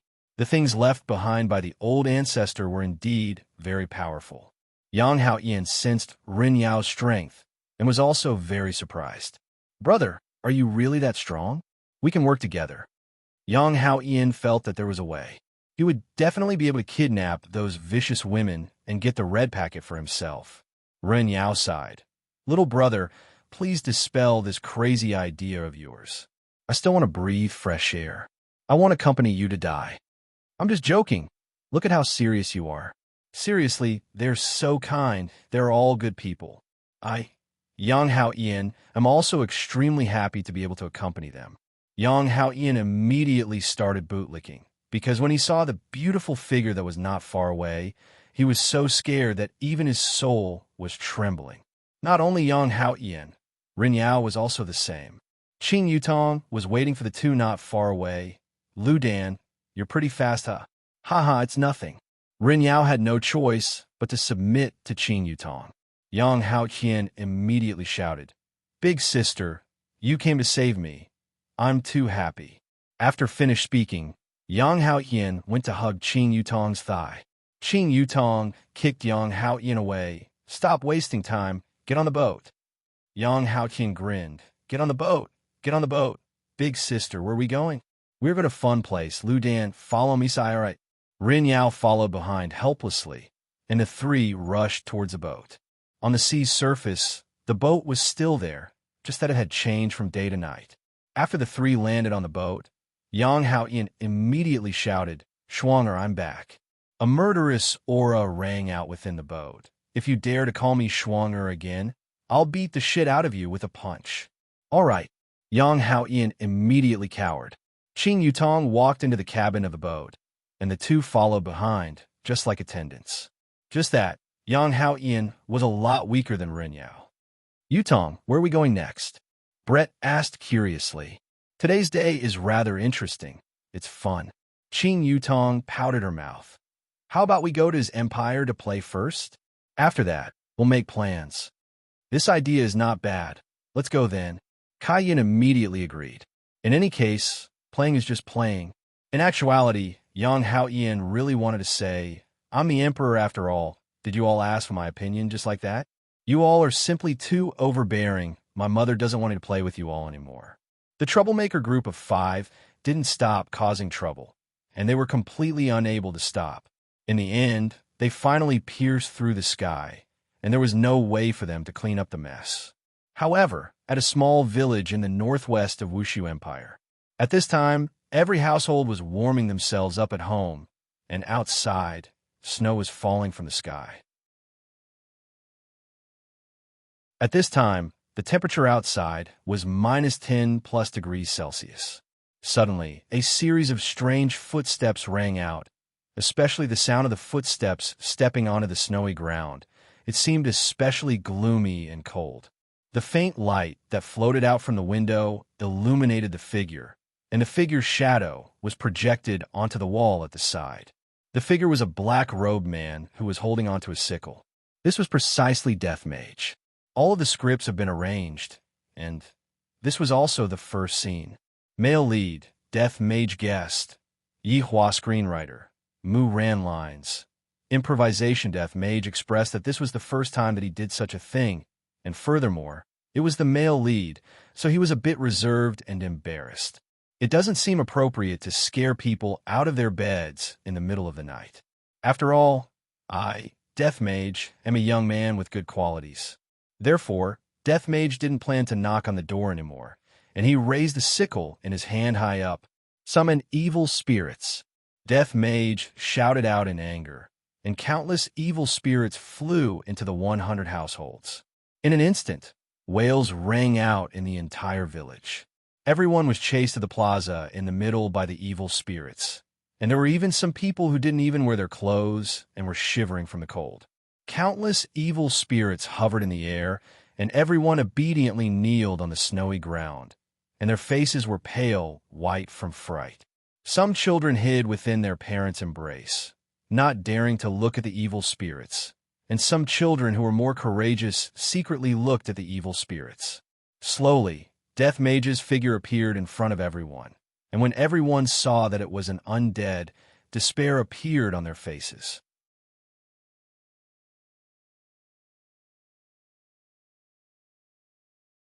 Chapter 923. Even children would start crying when they saw the undead, because even children knew that the undead clan was evil and would commit all kinds of evil. The parents of the children immediately covered their children's mouths, and the square was filled with muffled cries. Death Mage was very depressed. It is so hard to be the male lead. Why doesn't his honor come and be the male lead?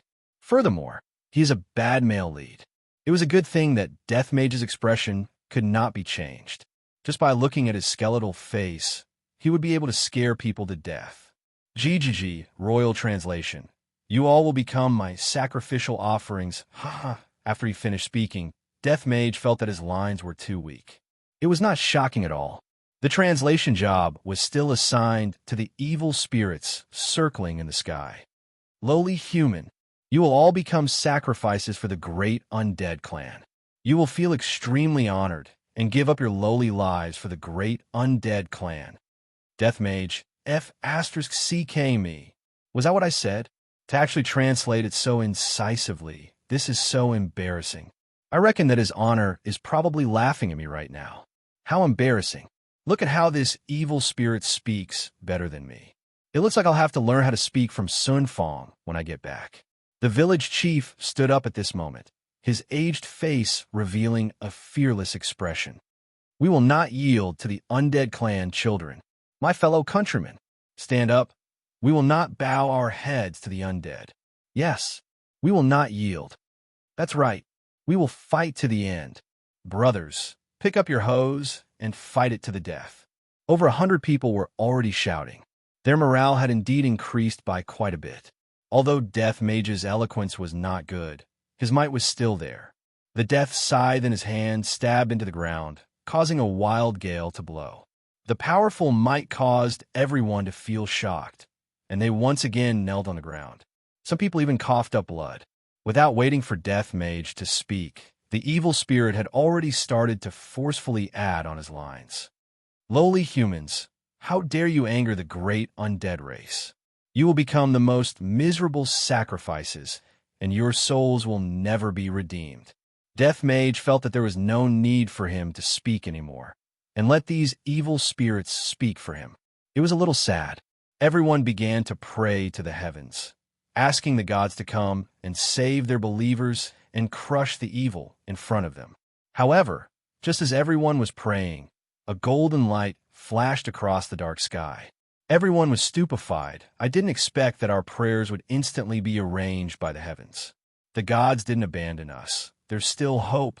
The golden radiance of the night slowly descended, and everyone discovered that It was a golden armor that was emitting out a holy radiance. Even the gods didn't have such an imposing manner. There was finally hope. However, when the golden armor completely landed on the ground, everyone was stupefied. This isn't a god at all. It's another undead. My God, are you trying to play me to death? They are on the same side. The heavens want to destroy the human race. The one who was wearing the golden armor was naturally Yihua. Staying in the imperial palace is too boring, and coming out to have some fun is quite interesting. Acting with my subordinates is quite fun. However, this idiot death mage doesn't even know how to speak. Look at how well that evil spirit knows how to speak. This time, when I return, I have to ask Sun Fong to properly teach death mage. Look at me, I have never gambled, I don't drink or smoke. I'm simply the best man in the world. For Qinya and Dongwang Baiji to be able to find a man like me, it is their good fortune that they have cultivated for several lifetimes. However, Yihua discovered that these people were not moved at all when he descended from the sky. Instead, they looked as if they were going to die. GGG. Imperial translation. Who are you? Evil spirit. Who are you, you bastard?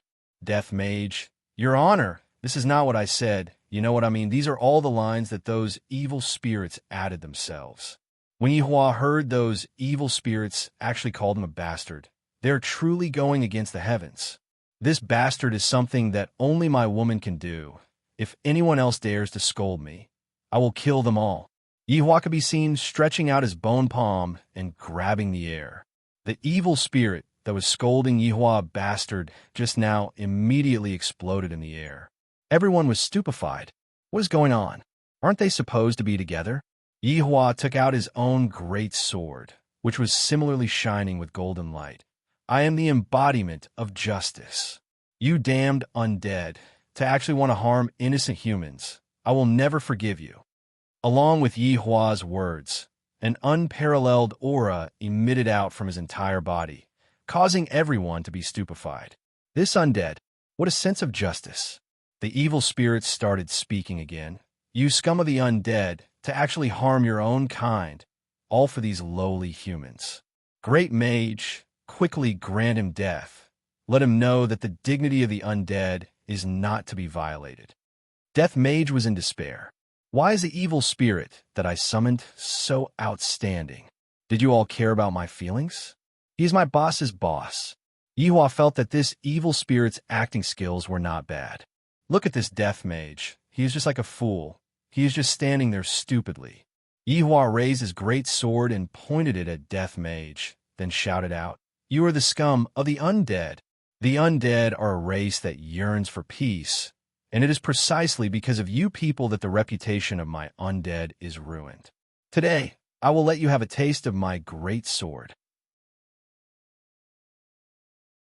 After Yihua finished speaking, he held onto his great sword and leaped high into the air.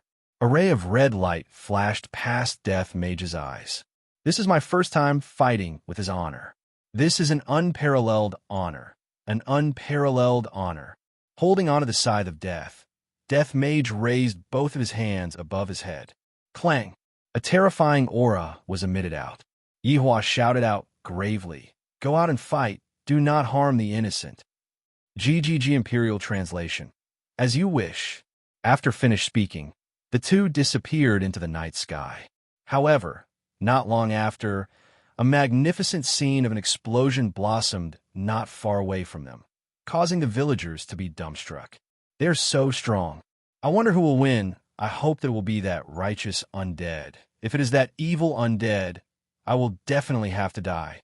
Meanwhile, not far away from them, Yihua was standing with his hands behind his back, while Death Mage was throwing magic around at the side. A fireball spell was thrown here, and a lightning spell was thrown there, creating the scene of a battle.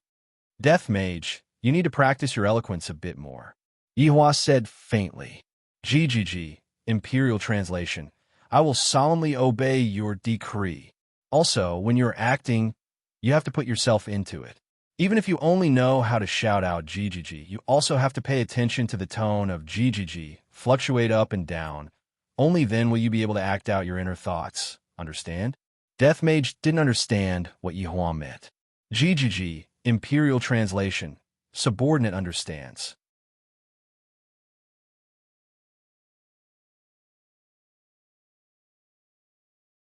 Chapter 924.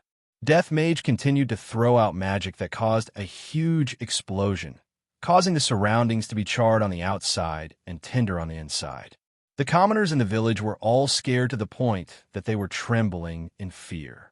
This is too terrifying. These two undead are actually opponents. This is simply subverting their understanding of the undead. Gradually, the sound of the explosion stopped. Everyone began to feel nervous. Who had won? Hopefully, it would be the righteous undead. If it was that black-robed undead, he would definitely be finished. The lives of the entire village would be in their hands. Everyone began to pray to the heavens that the golden undead would win. When a golden figure flew over, everyone was excited. They were so excited that they hugged each other. The heavens had not abandoned them. The undead had won. The armor on Yihua's body could be seen to be a bit tattered. I'm acting after all. Of course, props have to be used. Only then will it be able to fully show that I, the Supreme Overlord, had just gone through an extremely tragic battle. Humans, aren't you all going to be moved? Thank you for saving us. Tears streamed down the village chief's face as he knelt on the ground in worship. Seeing that even the village chief was worshiping, the others also began to worship. They would never have imagined that they would be worshiping an undead. But this undead had saved their lives, so he deserved this bow. Yihua felt that the atmosphere was very good. This is the feeling that my plan is being implemented step by step. All of you, get up. There is no need to be like this. Yihua said gravely, and his tone seemed to still be a bit weak, just like he had just won the battle with great difficulty. Thank you for saving our entire village. The village chief shouted gratefully. I'm helping the people get rid of evil. Among the mutated tribes, there are good and bad people. That undead just now was one of the bad ones. They killed innocents for their own selfish desires. I will take care of these scum bit by bit. We can't let these people ruin the reputation of the non-human kind. After hearing Yihua's words, everyone felt that what Yihua said was reasonable. Even among humans, there were good and bad people, and it should be the same for other races as well. Just like this undead, I feel that he is a good person. It seems like the first impression that Yihua gives others is that he is a good person. However, he was actually very bad. He cheated in all kinds of ways, even his wife. It was not too much to call him a scumbag. This hero is right. No matter the race, there will always be good and bad.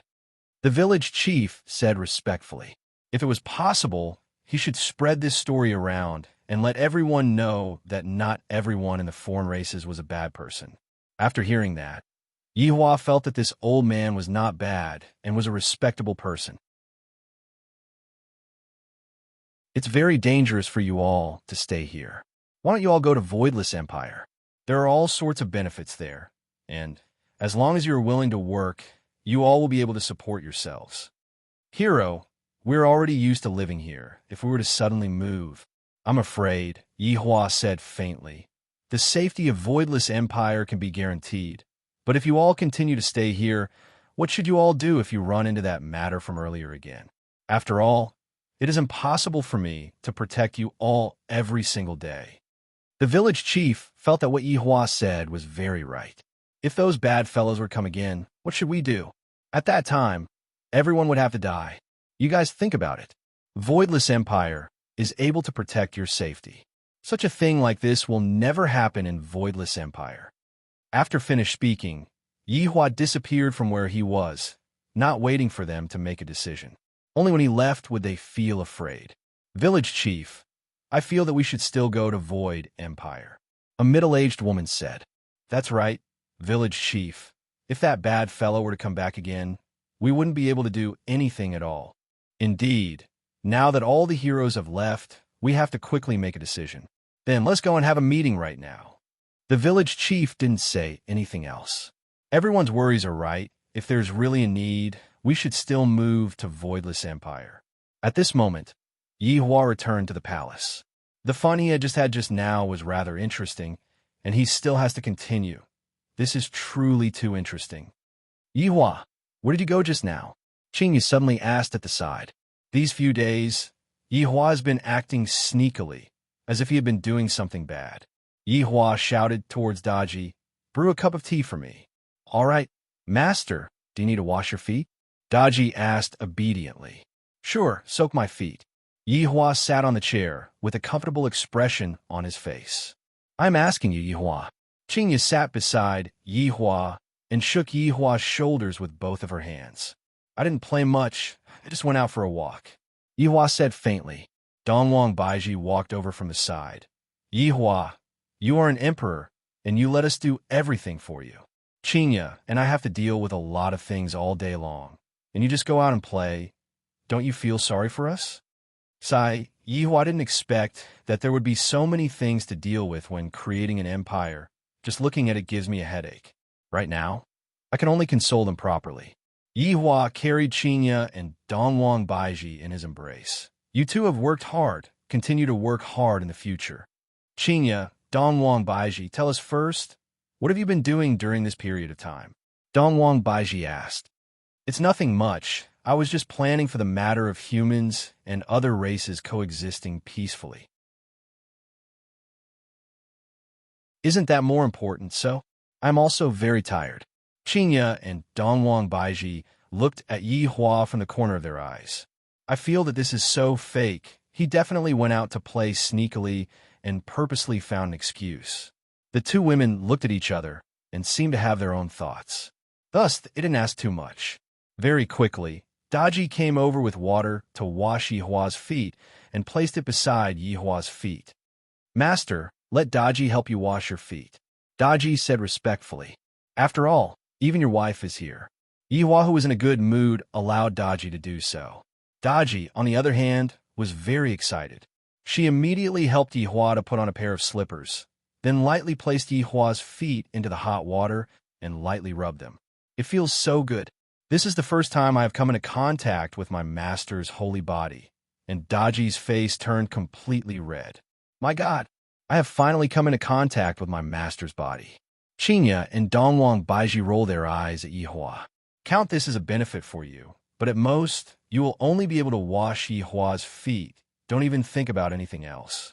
After taking a bath, Yihua hugged onto his two wives and said with a smile, Come, let's go to sleep.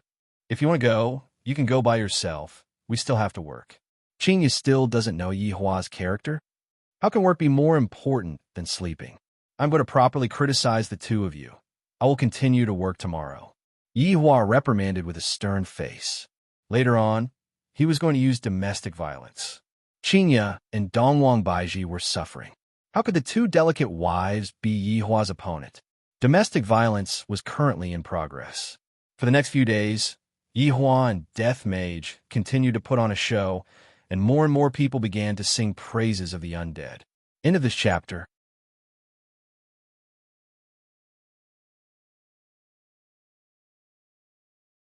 Chapter 925. However, today Yihua planned to play the role of a bad guy and enjoy the feeling of being a bad guy. Speaking of which, I, the Supreme Overlord, have not been a bad person for many years. I'm truly a bit ashamed. Looking at the few hundred people in front of him who were kneeling on the ground, Yihua suddenly felt great in his heart. I really want to snap my fingers and turn all of them into blood-red bubbles that will fly in the air. That kind of feeling should be very pleasurable. It was simply not a normal kind of pleasurable. Yihua's thoughts immediately returned back to that time when he killed the innocent. However, very quickly, he adjusted himself. Forget about what happened back then. I, the Supreme Overlord, have already washed my hands of life. But then again, shouldn't it be Death Mage's turn to go up? Where is he? Did he fall asleep? That idiot. However, right now, Death Mage was not asleep.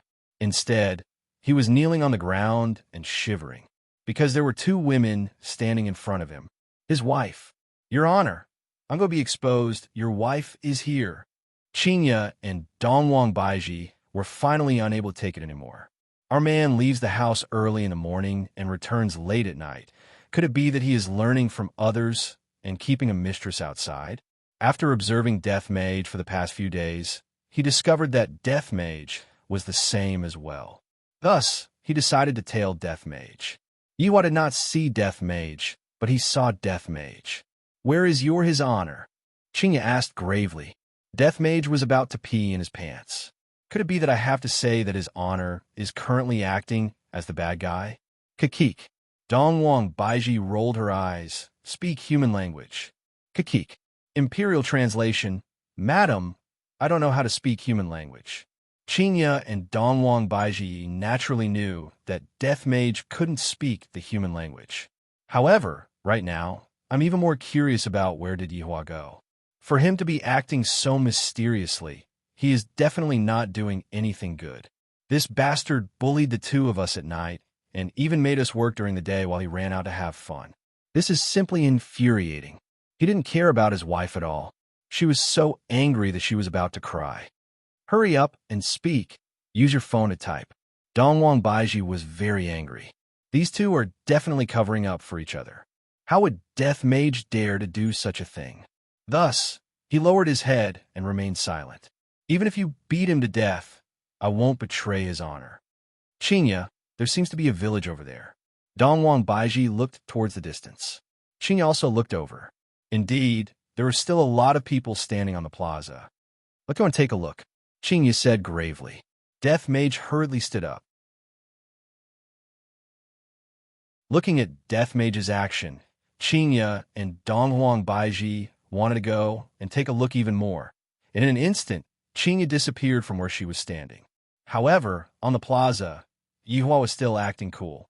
"You lowly humans, to be able to become my slave is a blessing that you've accumulated in your previous life. Don't expect anyone to come and save you. Even if someone comes, I'll crush them and roast them on charcoal. Moreover, I'll roast them until they're so burnt that even dogs won't eat them." The moment Qingya and Dongwang Baiji came over, they heard those words. Their beautiful eyes immediately froze. Why is there an undead here as well? Also, why is the way he speaks so similar to my man? Yihua's heart thumped. He had a bad feeling about this. However, when the man who was kneeling on the ground saw the two women appear, his originally lifeless eyes lit up with hope. These two beauties were so beautiful. They must be fairies sent by the heavens. They knew that he was in danger, so they made such arrangements. "Goddess, save me. A goddess, save us. We're going to be fried by him. Sister, save us. He's so bad." "Yihua, why is it not Death Mage who appeared, but my wife instead? What am I supposed to do? They still don't know who I am." Luckily, they shouldn't suspect me." "Who are you?" Qingya asked coldly. Dongwang Baiji looked at the skeleton vigilantly. Right now, Yihua's back was facing his wife, and he was currently thinking of how to coax them away. These two women, they really came to spoil my plans. When I return home tonight, I'm going to spank my butt until it's swollen. Yihua could be seen slowly turning around, and his pair of empty eye sockets looked towards Qingya and Dongwang Baiji. "I'm someone you can't afford to offend." Yihua felt that it was very interesting to act cool in front of his wife. Hearing Yihua's words, Qingya and Dongwang Baiji went into a daze. It has been a long time since someone dared to speak to me like this. Because those who dared to speak to me like this did not have a good ending, and all of them were wiped off by my man. However, today there was a skeleton that dared to speak to me like this. He is simply courting death. Yihua felt that something was amiss. Qingya and Dongwang Baiji are acting a bit strange. I didn't even scold you two. Is there a need for you two to show such a face? I dare you to say that one more time.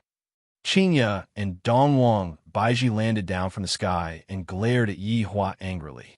It seemed like they would start a fight if Yihua didn't like what Yihua said. "Aya, these two women are getting arrogant to actually dare to speak to me like this. They're truly asking for a beating. You two women, if you are tactful, then hurry up and scram. Don't disturb me while I am killing people here." Yihua shouted out coldly. The best result would be to scare the two of them away. However, were Qingya and Dongwang Baiji people that could be scared away? What kind of big scene had they not seen with Yihua before? This is just a small skeleton, and yet it actually dares to be so arrogant. Being shouted at by a skeleton once again, Qinya and Dongwang Baiji felt a bit uncomfortable. The main thing was that they had been living comfortably, and now a skeleton suddenly popped out and acted so arrogantly. For a moment, they didn't know what to say. "Do you know who I am?" Qinya shouted out. Yihua nearly collapsed from laughing. "You women, at such a crucial moment, you still have to bring me out." "I don't know," Yihua said faintly. Qinya was very angry and shouted out loudly, "I am." Before Qinya could finish speaking, Dongwang Baiji covered Qinya's mouth. "Don't say it out loud. If not, other people would think that we are relying on our men." Qinya became muddle-headed from anger. She habitually brought out her own man and forgot that she was also a very formidable woman. Yihua was indeed enduring it. These two women are truly too adorable. Other people always talk about the 7-year itch my ass. I am starting to like them more and more. They are truly mischievous. Today, I shall just tease them a little. "Who are you?" Even if you were the woman of the emperor, I would still dare to beat you up. Yihua was very arrogant. In any case, Qinya had never seen someone as arrogant as Yihua. Dongwang Baiji appeared to be rather calm. "If you knew, you definitely wouldn't have said such a thing. Hee, I know that your backer is very formidable, and he is definitely a handsome and confident man.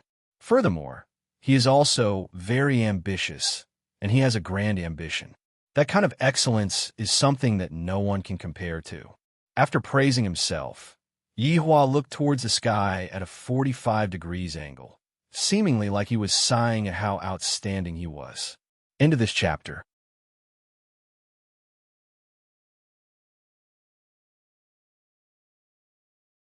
Chapter 926. Qinya and Dongwang Baiji stared blankly at the skeleton. This is simply, he is too similar to Yihua. He is simply an extremely narcissistic maniac. You won't understand me. I was just talking about myself. Don't misunderstand. Yihua rubbed his head out of conditioned reflex and suddenly discovered that. Right now, he seemed to be bald, the kind that doesn't have any hair, balding. Dongwang Baiji felt that she was being looked down upon. It's fine if she was being looked down upon, but I am Yihua's wife, and I can't let this matter rest just like this. All right, since that's the case, we can only compete with each other. Dongwang Baiji was not afraid. No matter what, she was an empress in the past, and her imposing manner was extremely powerful. Yihua didn't have a good feeling about this. Am I really going to fight? This wife hitting her husband, you guys are simply too arrogant. I won't lower myself to the same level as a woman. Yihua said in disdain. Hee, I think you're just a piece of trash. Qinya shouted coldly, and a ribbon suddenly condensed out from her body. The ribbon was emitting a blue radiance, and it looked very gentle. The corner of Yihua's mouth twitched. This is the weapon that I gave to Qinya, and the weapon that I gave to my wife is naturally the most formidable one. Sun chasing 3 pure ones. It was a top-notch primordial divine weapon. Although it looked like a soft ribbon, being whipped by it could cause one's soul to tremble. In fact, it even had a passive skill, soul burn.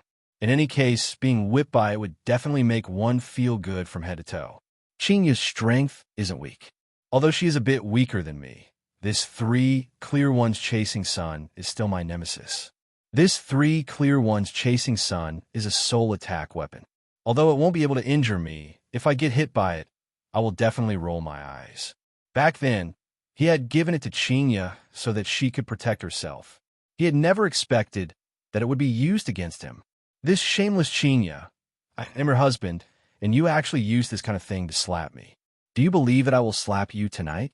Seeing that the skeleton had a slightly fearful look on its face, Qinya snorted. Now that you know fear, kneel down and call me grandma. I will give you a quick death. Yihua. Great aunt, last night, the 2 of you were still calling me. Could it be that the 2 of you have forgotten? A vile person intoxicated by success. Yihua snorted. Dongwang Baiji shouted out, and a sword appeared in her hand. Yihua felt like covering his head. These 2 women have cheated me of quite a lot of things, especially when they are flirting on the bed. For example, hubby, I want it, just give me a little. No one could stop these 2 women from acting coquettishly. As for this sword, its name was Destiny Seeker. The name sounded very romantic, but that was impossible. There was no such thing as a desolate Eridivine weapon. Even if this sword was giving off a pink glow, it would give off a feeling of love. But if you know the specialty of this sword is that it asks fate, commonly known as follow fate sword technique. The biggest characteristic of the random fate sword technique is fate. It was like a sword stabbing over. If it was determined to be fated, no matter how one dodged, it would be useless. In any case, it would be stabbed. In the beginning, Dongwang Baiji felt that it looked good, and thus, she chose this one fun. Yihua expressed that he didn't mind. After all, this one fun is not going to be used to deal with me. But now, both of them had taken it out. It was simply shameless. You guys took my things and went against me. How can you be my wife? When I return this time, I will definitely punish you guys. I will let you guys know that hitting your husband is wrong. Qinya and Dongwang Baiji took out their weapons, causing the villagers to cheer. These two beauties were experts with just a look, and they were scared to the point that they peed in their pants. Hee, if you have the ability, let's compete with our fists, Yihua said in disdain. However, Qinya and Dongwang Baiji were not that stupid. A set of armor suddenly condensed on their bodies. This caused Yihua to want to cry. These are all things that I gave them to save their lives. Today, I have really kicked an iron board. Should I be a coward? On Qinya's delicate body, a set of aqua blue armor condensed, perfectly matching with the blue ribbon. Her entire person looked very beautiful, simply to the point of being unbelievably beautiful, indescribable with words. This set of armor was also one of Yihua's trump cards. Its name was Qi Xiao. It was able to be immune to spells. Just based on this point, it was able to restrain me. Even if I were to throw a spell at it, although it would not be able to achieve true immunity, the power of a spell would definitely be weakened. And the immunity to spells was just one of the effects. There was also the ability to reflect damage from spells. This Qinya, when I return this time, I will make sure that you won't be able to get out of bed for a week. It is useless even if you beg me, and it is useless even if you cry. Other than reflecting damage from spells, there was also set attribute. That's right. It didn't exist at first, but it was added by me. When 3 clear ones is paired with Qi Xiao, the set effect that will be triggered will be the weakening of the enemy's fighting strength. This was all an idea that I came up with to protect my beloved wife. But in the end, second, the effect of all skills will be doubled. This is simply greatly weakening my fighting strength.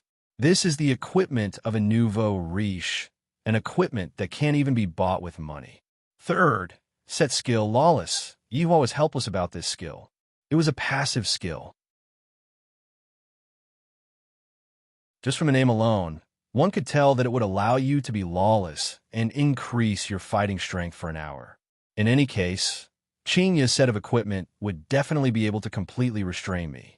I must have been blind to give Qinya this set of equipment back then.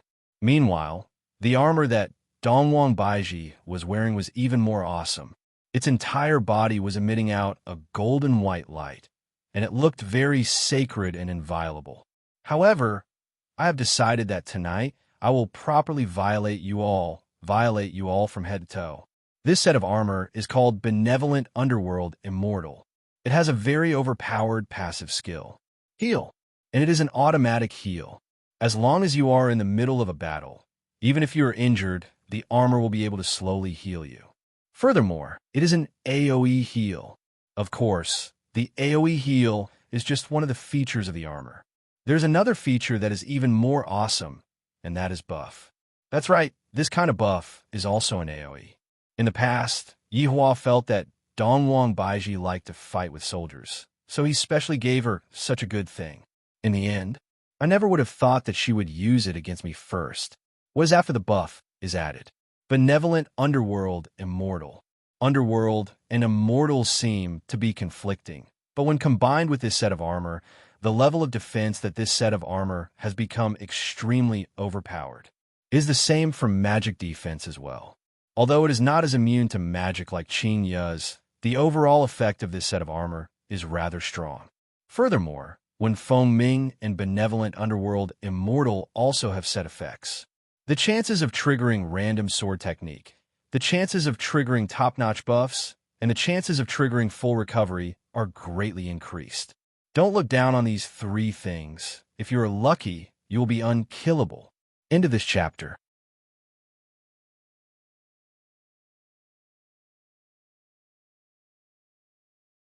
Chapter 9:27. These 2 women are way too daring to actually show off such an awesome acting cool in front of a little skeleton. They're simply flaunting themselves, commonly known as acting cool. I wonder who they learned from to actually like acting cool so much. When I return, I must have a good talk with them. With such equipment, do I look like a boss? Everyone says that I am a good person. I swear, when I return tonight, I'm going to spank their little butts. Because I'm going to get beaten up very soon. What? Why do you think I'm going to get beaten up? Could it be that you want me to spank my wife later? Do I look like that kind of person who would spank his wife? Obviously not. I never spank my wife. Firstly, I can't bear to, and secondly, what if my wife cries after being beaten up? Wouldn't I have to go and coax my wife? In the end, I would still be the one at a disadvantage. But I can't just admit defeat, right? Fortunately, I still have some cards on my sleeves. There are still quite a few good fellows. Evil thief, hurry up and surrender. Dongwang Baiji pointed her sword at Yihua. Damn it, Empress, you are really something to actually point your sword at your husband.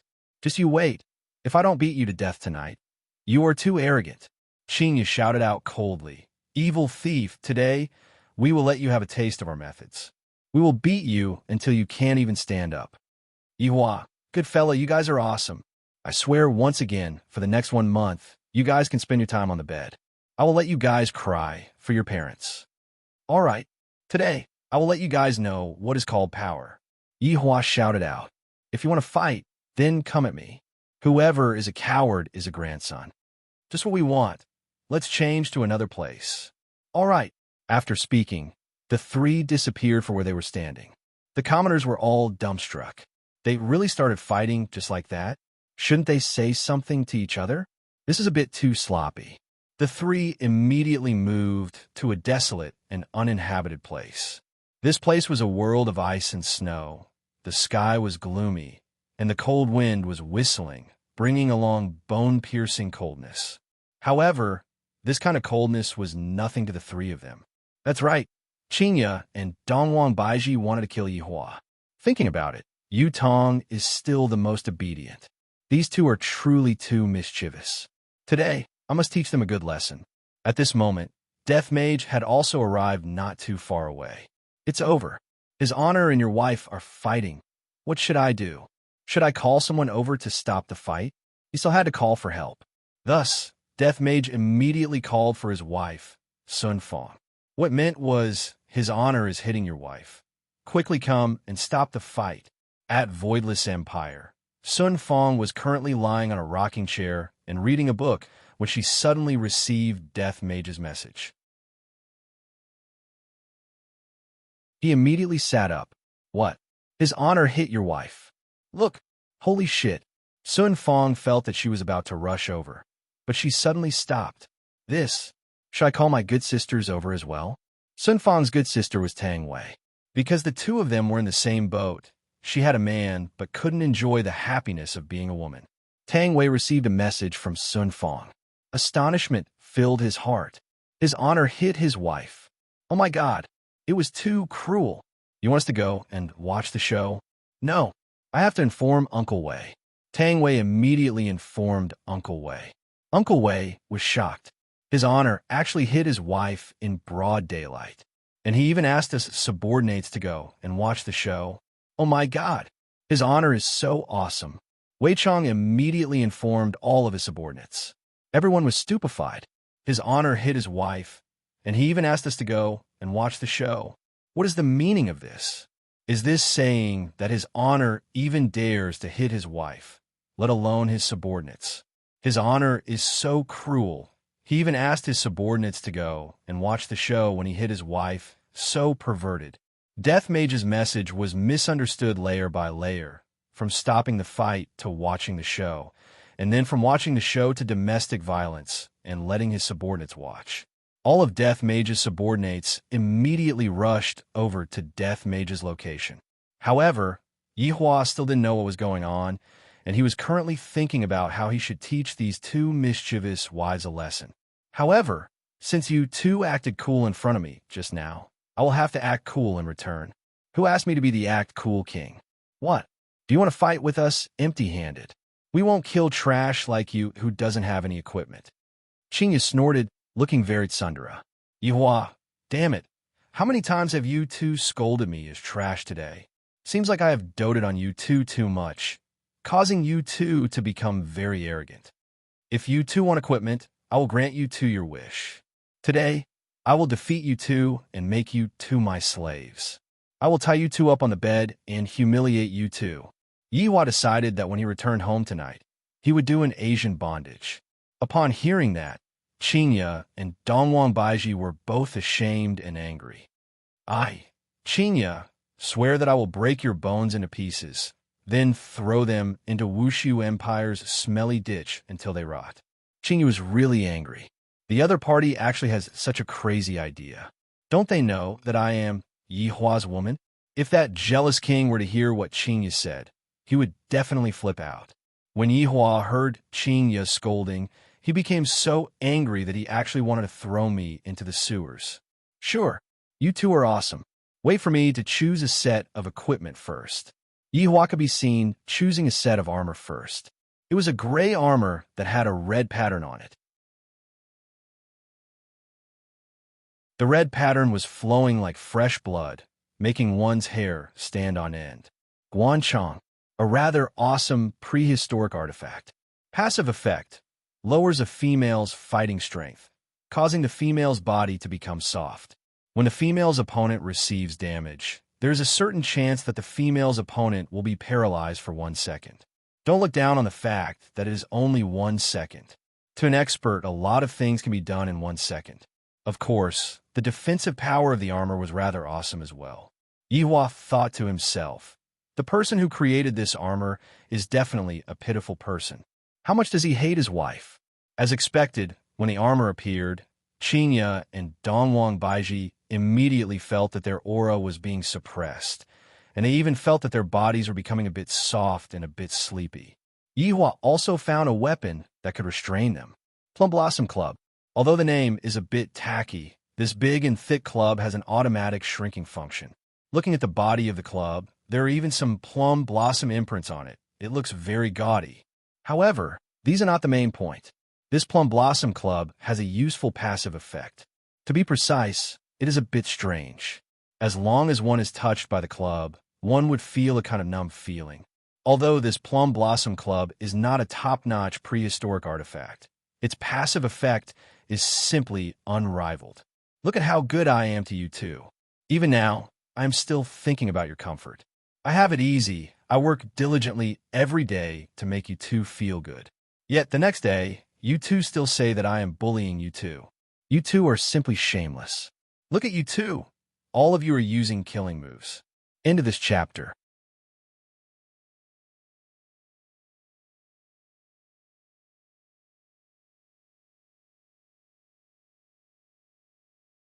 Chapter 928. Today, I'm going to use this stick to teach you all a lesson. My dignity is not to be trampled on.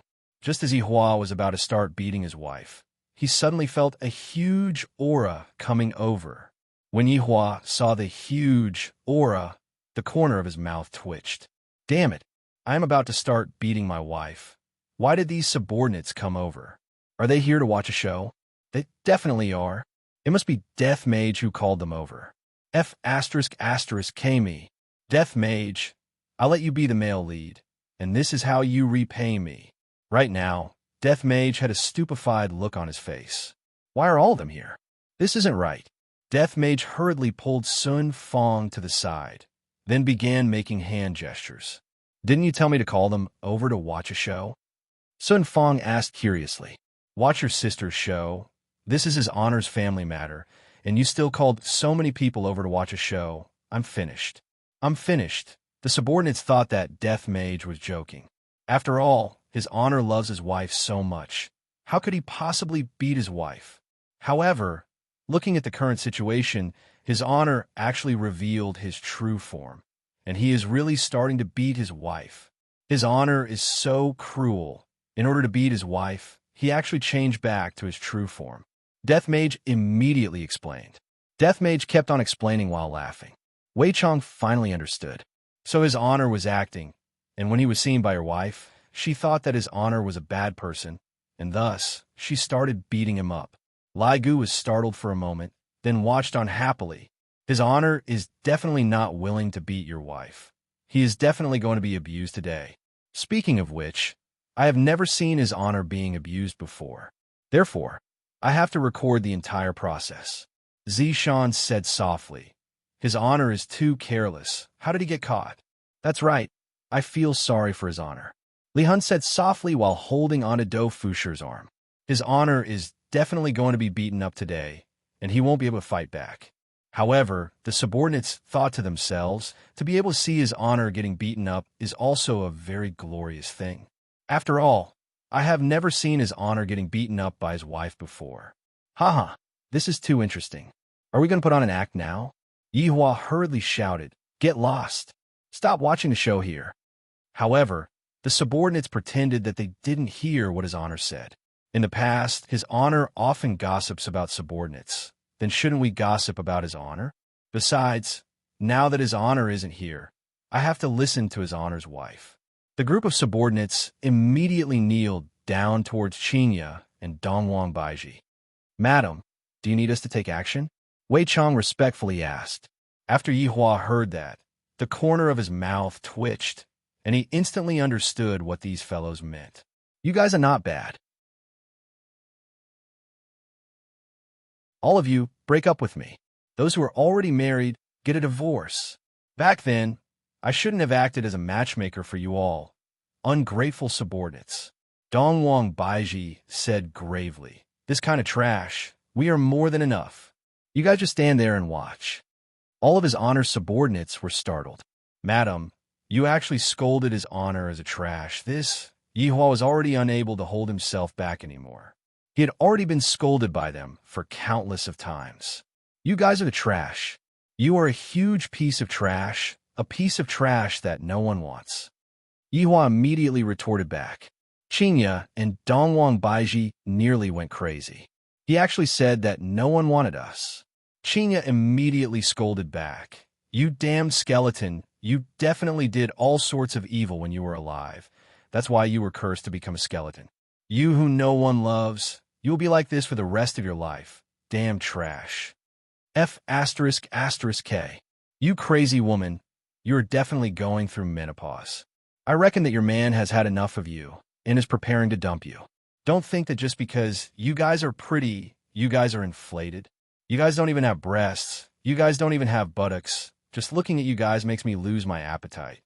All of his honor subordinates were dumbstruck when they saw how his honor and Madam His Honor were talking. "Are you two serious? Don't take it seriously." Qinya and Dongwang Baiji were about to go crazy from anger. "This damned skeleton actually cursed us and said that no one wants us. Doesn't he know that Yihua dotes on us the most?" Dongwang Baiji shouted out angrily. "What is a trash skeleton like you know? Our husband is unrivaled under the heavens. A trash like you, with just a fart, you would be gone. Look at those people at the side. They are all my husband's subordinates. Any one of them would be able to poke you to death." Humph. These two women are using me to act cool again. Other than using me to act cool, what other abilities do you two have? These trash aren't my opponent at all. If you don't believe me, you can call one of them over and give it a try. Yihua decided to teach his subordinates a lesson first. To actually dare to watch me being put on a good show, they're truly going against their superiors. All of Yihua's subordinates immediately shrunk back. "Do Fusher, you go." Qinya shouted out. Do Fusher was in despair. "Why am I always the one who gets injured? That is his honor. Aren't you just courting death by asking me to go up and fight with his honor? That fellow called Do Fusher, get the hell out here." Yihua shouted out coldly. Li Hun's heart ached. My husband is going to be taught a lesson by his honor. Can't he just change to someone else? Although Li Hun's heart ached, for the sake of dispelling his honor's anger, I can only... A kick. Do Fusher was immediately kicked out of the group. What a pitiful Do Fusher to be sold by his wife. Do Fusher swears, even if you kneel down this time, Do Fusher, will not go to your bed. I will definitely not let you have your way.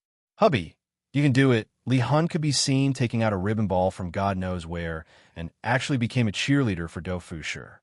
Do Fusher stood at the front of the group. I don't know if I should go, but I also don't know if I should go back or not. This is so awkward. Why did I come here to watch a show?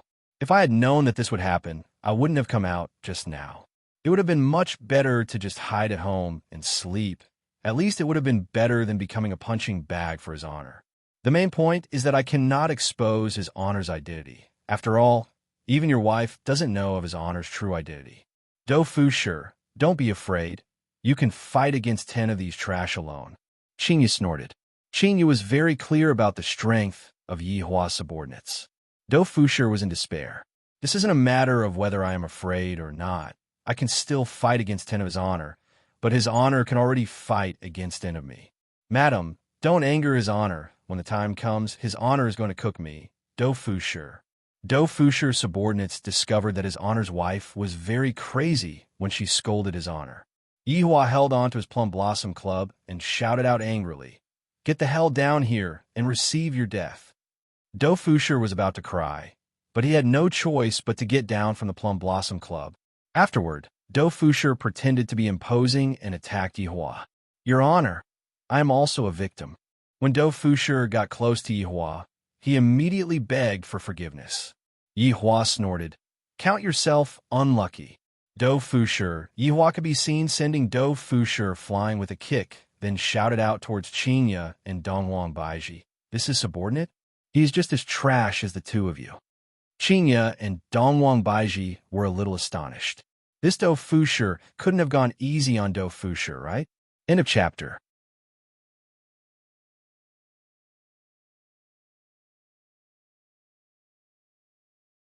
Chapter 9:29.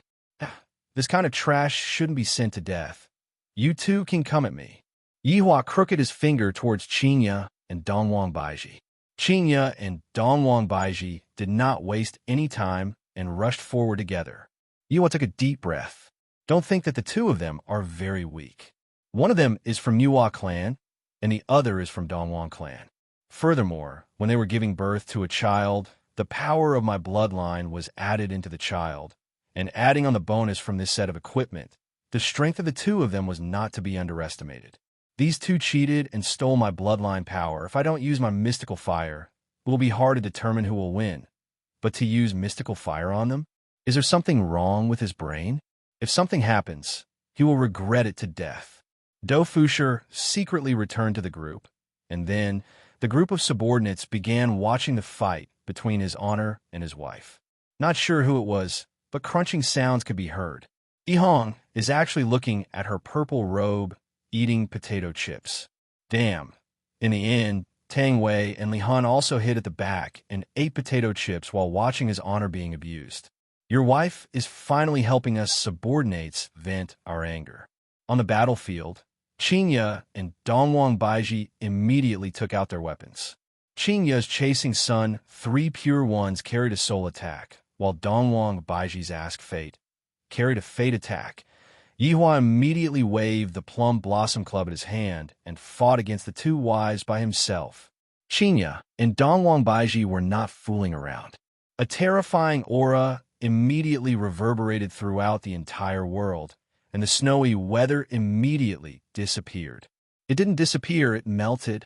When the 3 weapons came into contact with each other, a terrifying gale emerged, and the surrounding area was instantly affected. Luckily, there was no one here. If not, everyone would have been instantly killed. Yi Hua was greatly startled. These 2 women are serious. Just as Yi Hua was startled, a comfortable feeling that came from his soul emerged. However, Dongwang Baiji's Ask Fate actually triggered fate. The Plum Blossom Club that was originally blocked by Yi Hua actually poked into my armor. All of my passive abilities were triggered at this moment. Yi Hua felt that his soul was being electrocuted, and Qinya felt that she was trembling. Dongwang Baiji felt that she was being paralyzed. This scene caused the subordinates to be dumbfounded. What kind of operation was this? Is this even possible? How strange.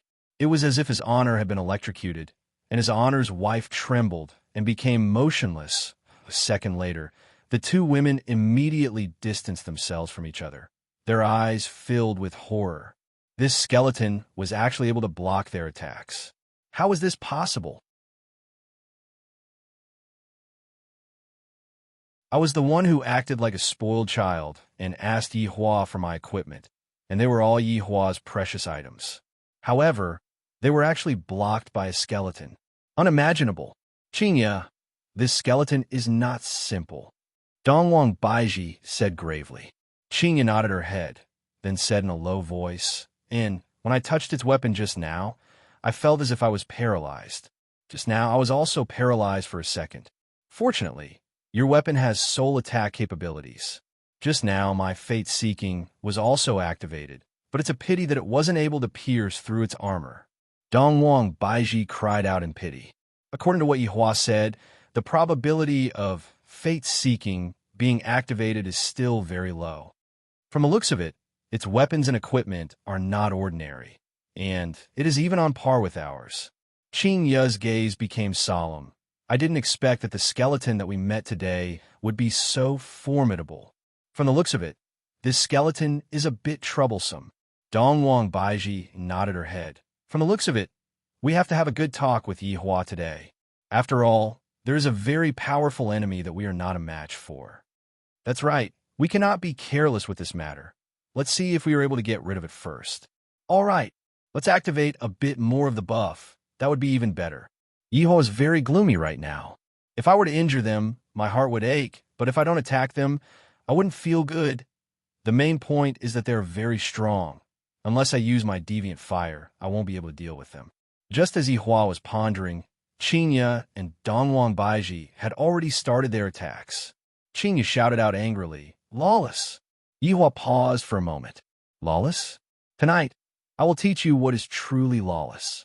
However, after activating Lawless, Qingya's aura became even more berserk. Wei Chong was very surprised and couldn't help but say, "Your wife's strength is truly a bit scary." That's right, she is about to surpass us. Lai Gu said in a low voice. Qingya and Dongwang Baiji's strength had indeed somewhat surpassed the 7 deadly sins, but that was after they obtained Yi Hua's bloodline power. If not for Yi Hua's bloodline, they wouldn't be so powerful. Of course, the bonuses from the equipment that they were wearing also had to be counted. It was impossible for Yi Hua to win against his wife today, unless he really had the heart to fight against her. Right now, Dongwang Baiji's benevolent navigator underworld fairy was releasing all kinds of dazzling lights, which were all kinds of buffs. Immediately, Qingya and Dongwang Baiji's battle power rose, and even the HP recovery aura was still active. Yi Hua felt uncomfortable. You two are bullying me a bit. If you have the ability, then fight me one-on-one. What's the big deal about 2 against 1? It's like this on the bed. It's also like this outside the bed. You two are simply shameless. Right now, Yi Hua wanted to use spells, but when he thought about Qingya's Crimson Heaven, which has the ability to reflect spell damage, and now that he has also used Lawless, all of his subordinates have buffs, I reckon that if I were to use a spell, 70% of the spell damage will be reflected back to my body. However, it seems like I won't be able to compete with them in strength. Qingya's weapon made my soul feel refreshed, and if I were to come into contact with them again right now, it would definitely feel even more refreshed. After all, there are many layers of buffs added onto my body. Why is their luck so good to actually trigger so many buffs added onto my body? It can't be that they used money, right? This time, Yi Hua didn't fight head-on. If he fought head-on, he would be at a disadvantage. What should I think of? Just as Yi Hua was thinking of a way, he suddenly heard. Snap! Snap! These were 2 snaps of fingers. Yi Hua was dumbstruck as he looked at the wedding rings on their hands. F***K. I forgot that they still have the unlimited rings. MD. They're going too far. 2 shackles could be seen appearing on Yi Hua's body, directly locking him up. Qingya, go! Dongwang Baiji shouted out lightly. This was a good opportunity. Qingya shouted out, "Evil thief, die!" Qingya could be seen throwing out her chasing sun three pure ones, and this terrifying ancient god artifact instantly wrapped around Yihua. A tremor that came from within Yihua's soul caused Yihua to roll his eyes. Although Yihua's eye sockets were still black, right now, Yihua was indeed rolling his eyes. These two stinky bitches, good job. The two of you are going to die. I can very responsibly tell you too. You two are going to die. Looking at this scene, LV Liang said in a low voice, his honor is so miserable. He is being beaten up by the two madams. That's right. Luo Ho said in a low voice. He didn't dare to speak too loudly. Wei Chong was still very worried about his honor. If this goes on, his honor is going to be played to death. End of this chapter.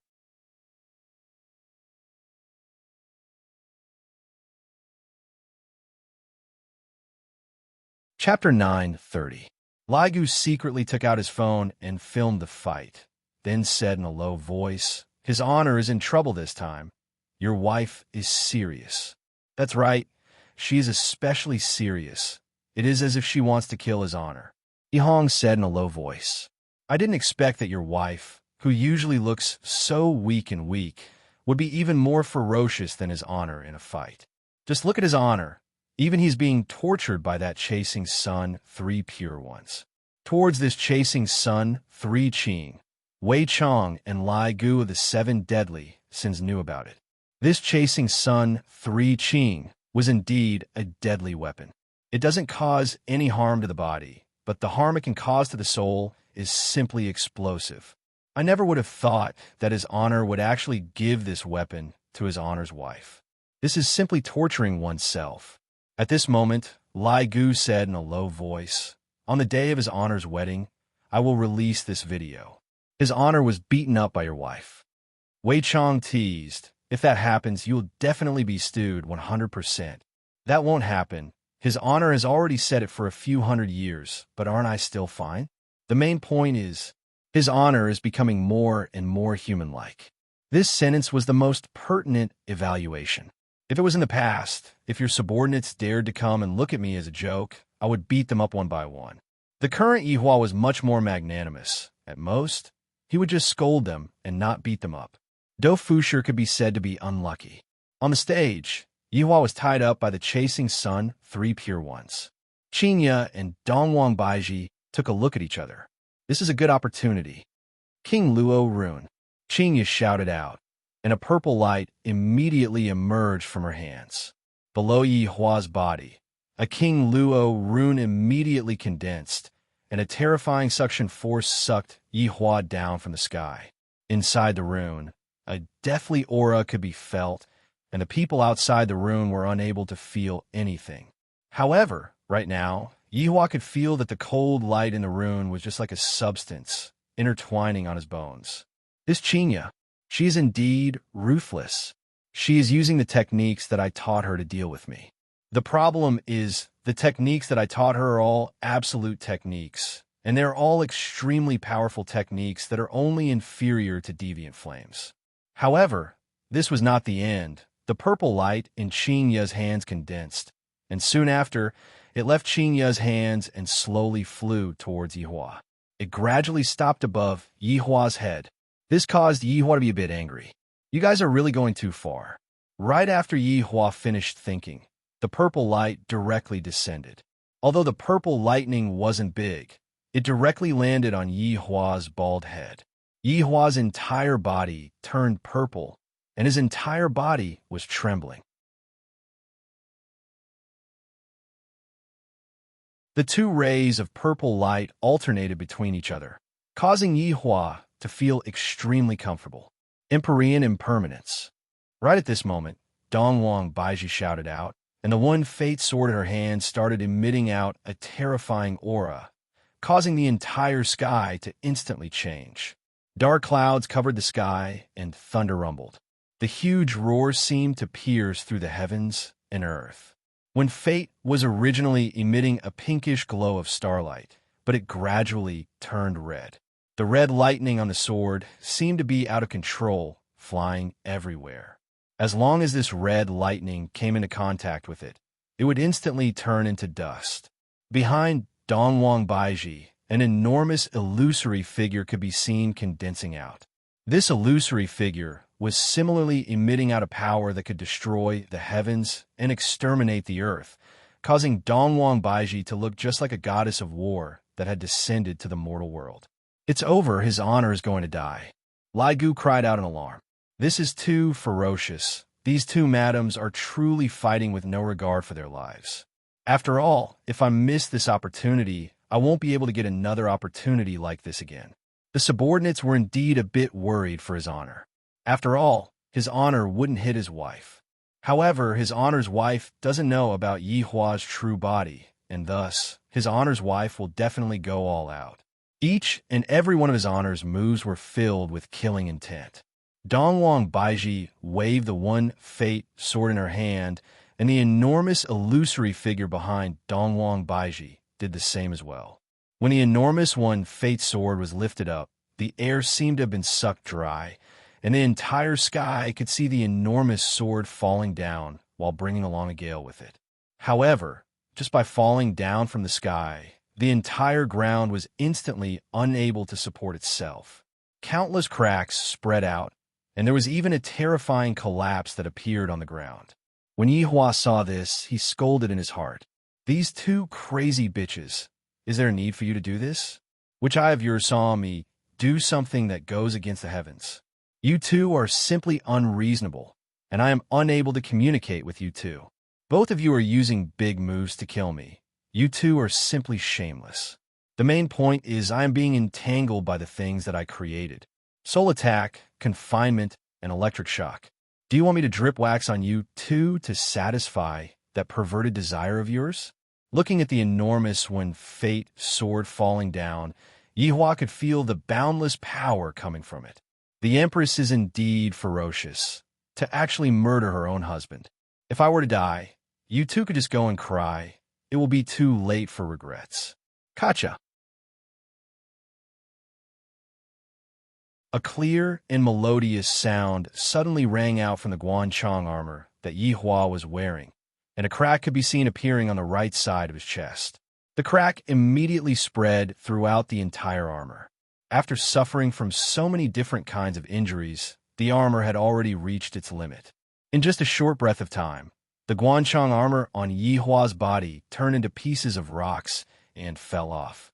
There's no helping it. They're truly too ferocious, and the enormous sword that is on top of my head is truly trying to take my life. Boom! When Fate's sword finally landed, and the entire ground was trembling crazily, the terrifying aura caused even the sky to stop rumbling, and at this moment, everything seemed to have lost its splendor. Yi Hua steadily received the attacks from his two wives. I don't know how he feels, but one thing is for sure, he will definitely feel uncomfortable. The terrifying, destructive power shocked all the subordinates, and they felt that your wife was about to die. If I beat up his honor like this, it is very likely that I will suffer from his honor's domestic violence. Hitting her husband was fun for a while, but when she got home, he was a washboard. Humph! You all are truly looking down on me too much. Yi Hua's voice slowly rang out. This caused Qinya and Dongwang Baiji to be incomparably shocked. This skeleton is actually still able to speak after suffering from two powerful attacks. How is this possible? Dongwang Baiji had been using the things that Yi Hua taught her, but it was actually useless. Could it be that this skeleton is more powerful than Yi Hua? How is this possible? Yi Hua often says that he is the most powerful one. Then what is this thing? Is this Yi Hua's twin brother? Yi Hua's voice could be heard once again ringing out from within the dust cloud. Super transformation. The subordinates. When did his honor learn to transform? Transform into a cross-dresser? This was a little too careless. Yi Hua finally took out his trump card. This was the technique that Yi Hua had developed by himself. Super transformation. As the name suggested, it was to achieve a more perfect state. It was commonly known as handsome. Along with Yi Hua shouting out super transformation, all of the surrounding techniques dissipated, and right now, only Yi Hua's skeleton remained. All of his weapons and equipment had dissipated just a moment ago. Looking at his honor's current appearance, everyone went into a daze. His honor is still as fond of the color gold as before, to actually change his skeleton into the color gold. End of this chapter.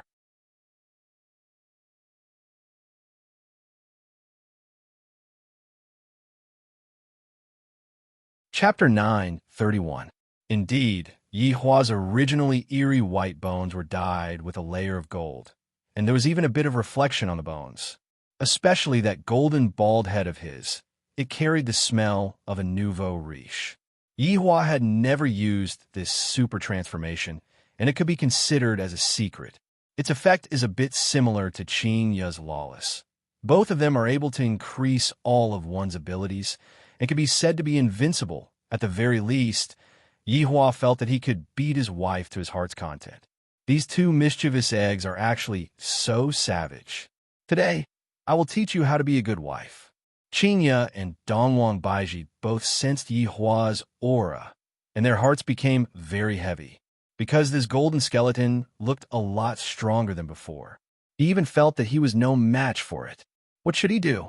Baiji, we have to go and look for Yihua, Qingya said gravely. This skeleton's strength had already surpassed my imagination. Dongwang Baiji felt the same as well. This golden skeleton is no longer something that I can deal with by myself. Look at the aura that is emitting from the golden skeleton. It has already become extremely terrifying. You two women, today I will let the two of you know what pain is. Yihua shouted out, and a terrifying aura immediately spread out. The expressions of his honor's subordinates changed. His honor has become stronger again. From the looks of it, I have to train hard too. Even the terrifying his honor didn't stop his footsteps, let alone me. Dongwang Baiji snorted. If you have the guts, then fight again. Yihua, the Supreme Overlord, have already used my ultimate move, and you actually said to wait before fighting again? How is that possible? Looks like you're afraid of me. Qingyu shouted out in a low voice. Who is afraid of you? We just feel that we can't bully others with numbers. The Supreme Overlord, can't the two of you find a better reason? The Supreme Overlord, have already allowed the two of you to bully me with numbers. Oh, are you planning to make a strategic retreat? Yihua teased. These two foolish wives of mine are still rather smart. After knowing that they can't win against me, the Supreme Overlord, feel a bit more at ease. At the very least, I won't force myself to fight against them. Having their thoughts seen through by Yihua, Qingya and Dongwang Baiji both felt embarrassed. We have lost face for our husbands. If Yihua were to find out about this matter, he would definitely fly into a rage. Just you wait. Don't leave if you have the guts. Wait for me for a minute. That's right. Give us a minute and we'll show you what it means to be powerful. After finished speaking, Qingya and Dongwang Baiji disappeared from Baiji's sight. Yihua looked towards his subordinates, and the latter immediately disappeared. If we stay, we will be beaten up. Meanwhile, Yihua, who had transformed back into his human form, disappeared from the spot and reappeared in the imperial palace. Daji served the tea. Yihua walked into the bedroom and said, Master, your wife was looking for you everywhere just now. Daji said respectfully. Right after Daji finished speaking, Yihua heard the sound of hurried footsteps. Qingya and Dongwang Baiji's figures immediately arrived. Yihua looked towards the two women who were beating him up without any regard for their lives, and he really wanted to ruthlessly slap them. Just that, I didn't even cry. So why are you all crying? That's right, both Qingya and Dongwang Baiji were crying, and both of them were hugging onto Yihua and crying loudly. Yihua was helpless.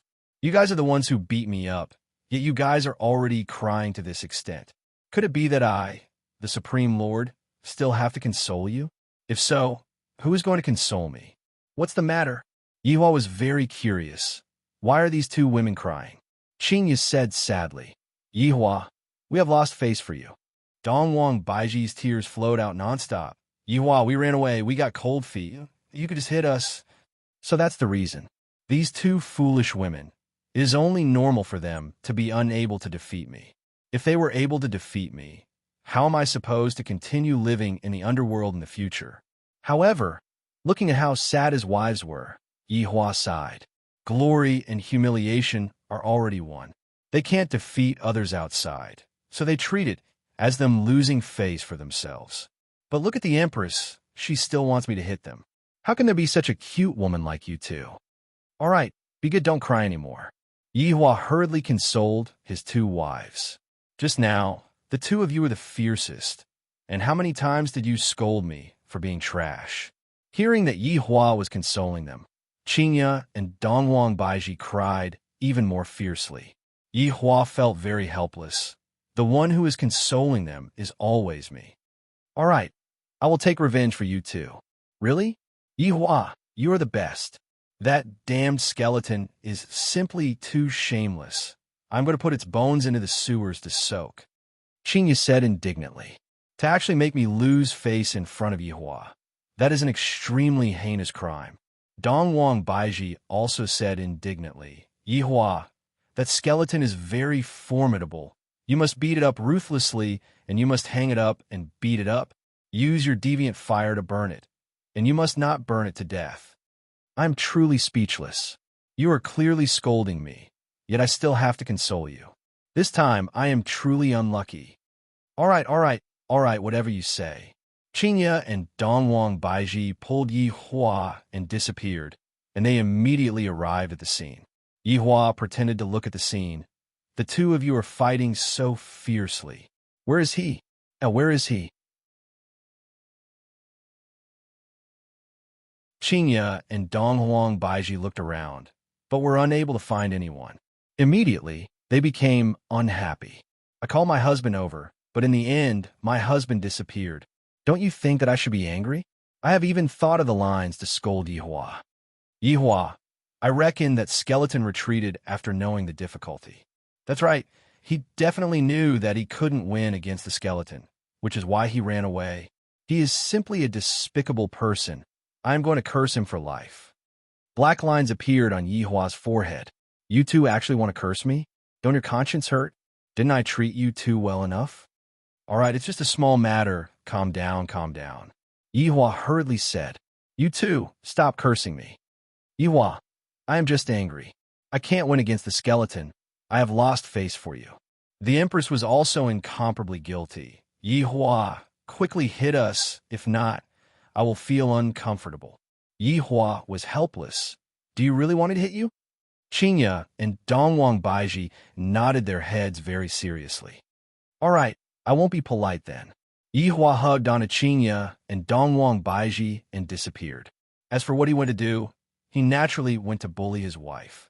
"I'm also a man with a temper. Since you two are acting so recklessly, I have to calm down." However, in Water City's conference hall, the atmosphere was very tense. Other than the three Supremes, there were two other people. They were Meridian Break Sect's Supremacy, Everlasting Hatred, and God Academy's Supremacy Taiha. However, above the Sea of Innocence, there was a huge crowd of people. The reason why they came here today was to demand an explanation. How are they supposed to resolve this matter? "May I know why the two of you have come from afar?" Kong Feiqing spoke on behalf of the two Supremes. After all, Pile Yangjun and Bao Ci weren't in a good mood. End of this chapter.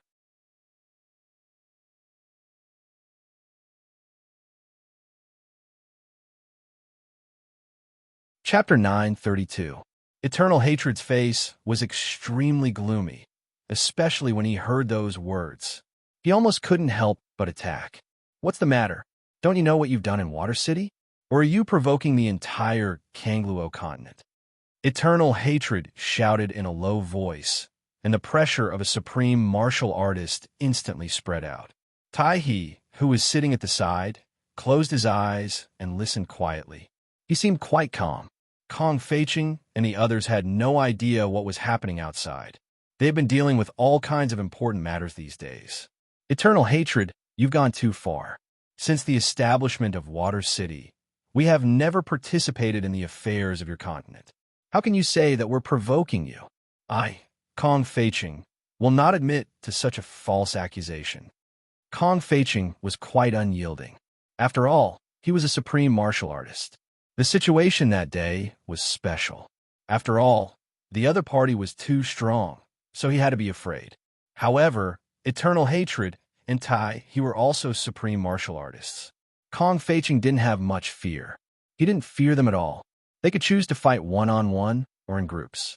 If they really wanted to fight, Water City would accept it.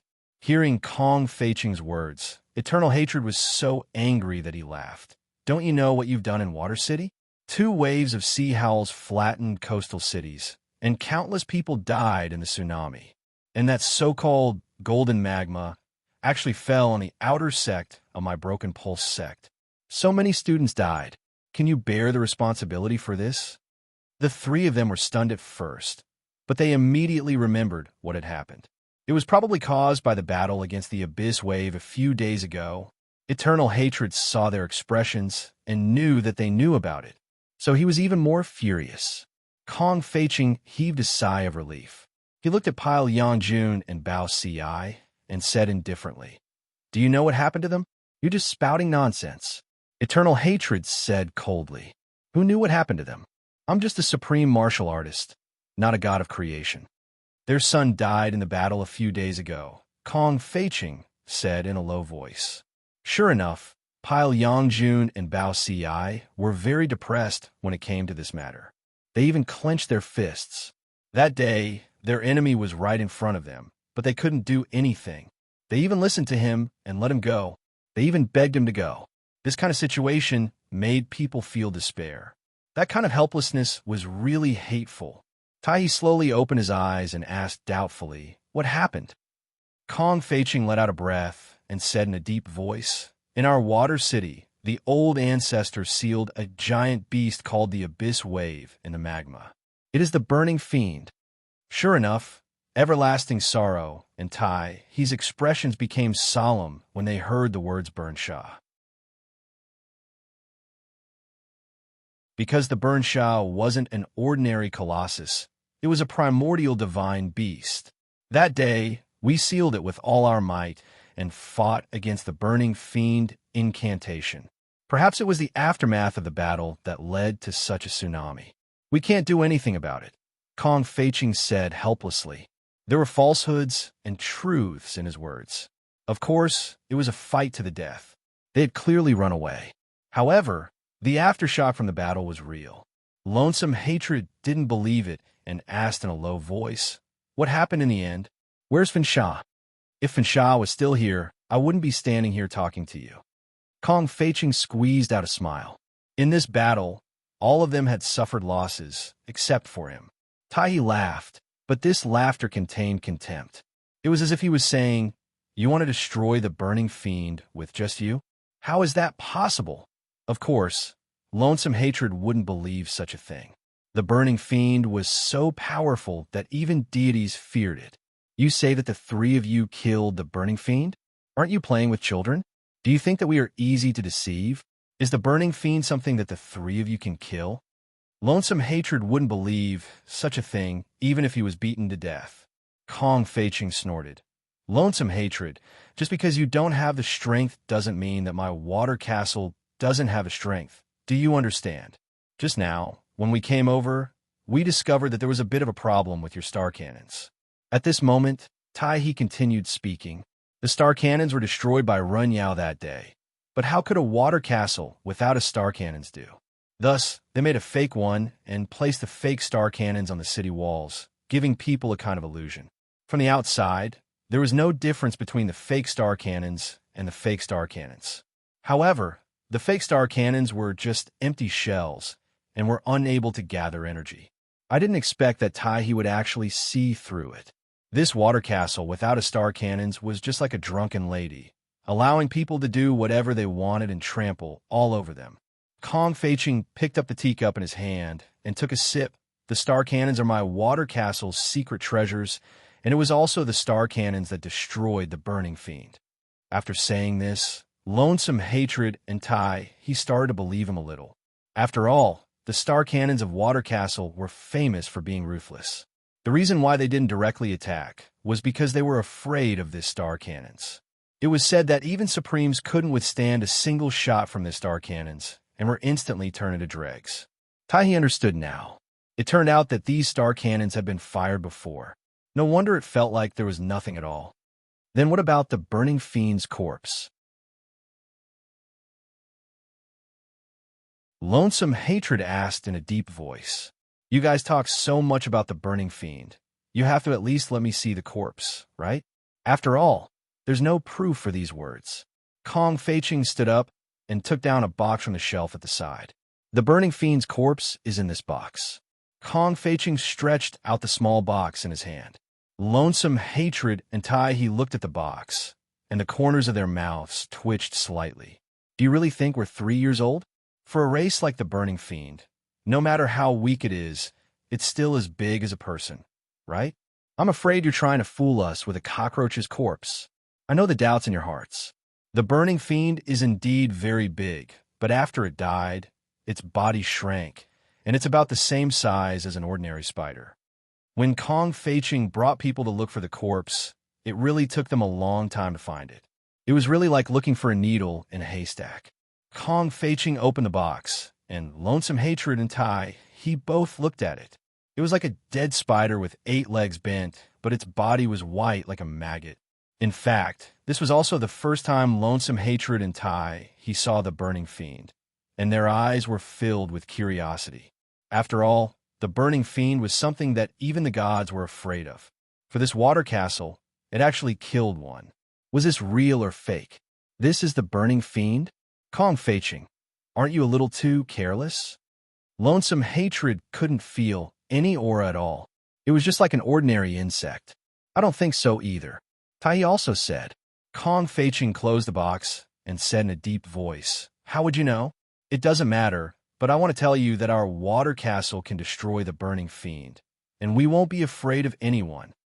Kong Fei-Ching, is this the attitude of your water castle? Lonesome Hatred asked in a deep voice. Pile Yongjun stood up at this time. Lonesome Hatred, who can stop natural and man-made disasters. If you want to use this method to invade water castle, then let's fight. End of this chapter.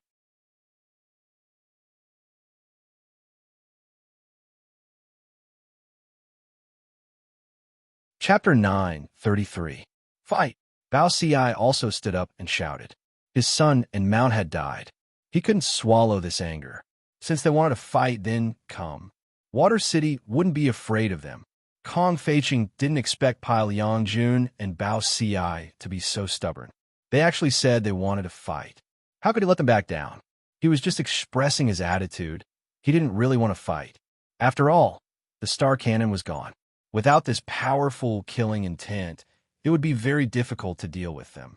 After all, there are more than 2 Supremes in the Kangluo continent. If a few more came, it would be a problem. Everlasting Hatred and Taiha's complexions worsened when they heard the attitude of these people. They were considering a problem. Should they fight or not? Since the other side's attitude was so unyielding, if they backed down now, wouldn't it make others think they were afraid of Water City? However, thinking of the star cannon outside, Everlasting Hatred and Taiha were a little worried. This wasn't a joke. Even Supremes were afraid of it. The atmosphere was so heavy that it even caused the air to quiet down. Kong Fei-Ching had his own worries, and so did Everlasting Hatred. Neither side wanted to fight, but if no one gave them a way out, they would have no choice but to fight. If a fight really broke out, Water City would definitely be at a disadvantage.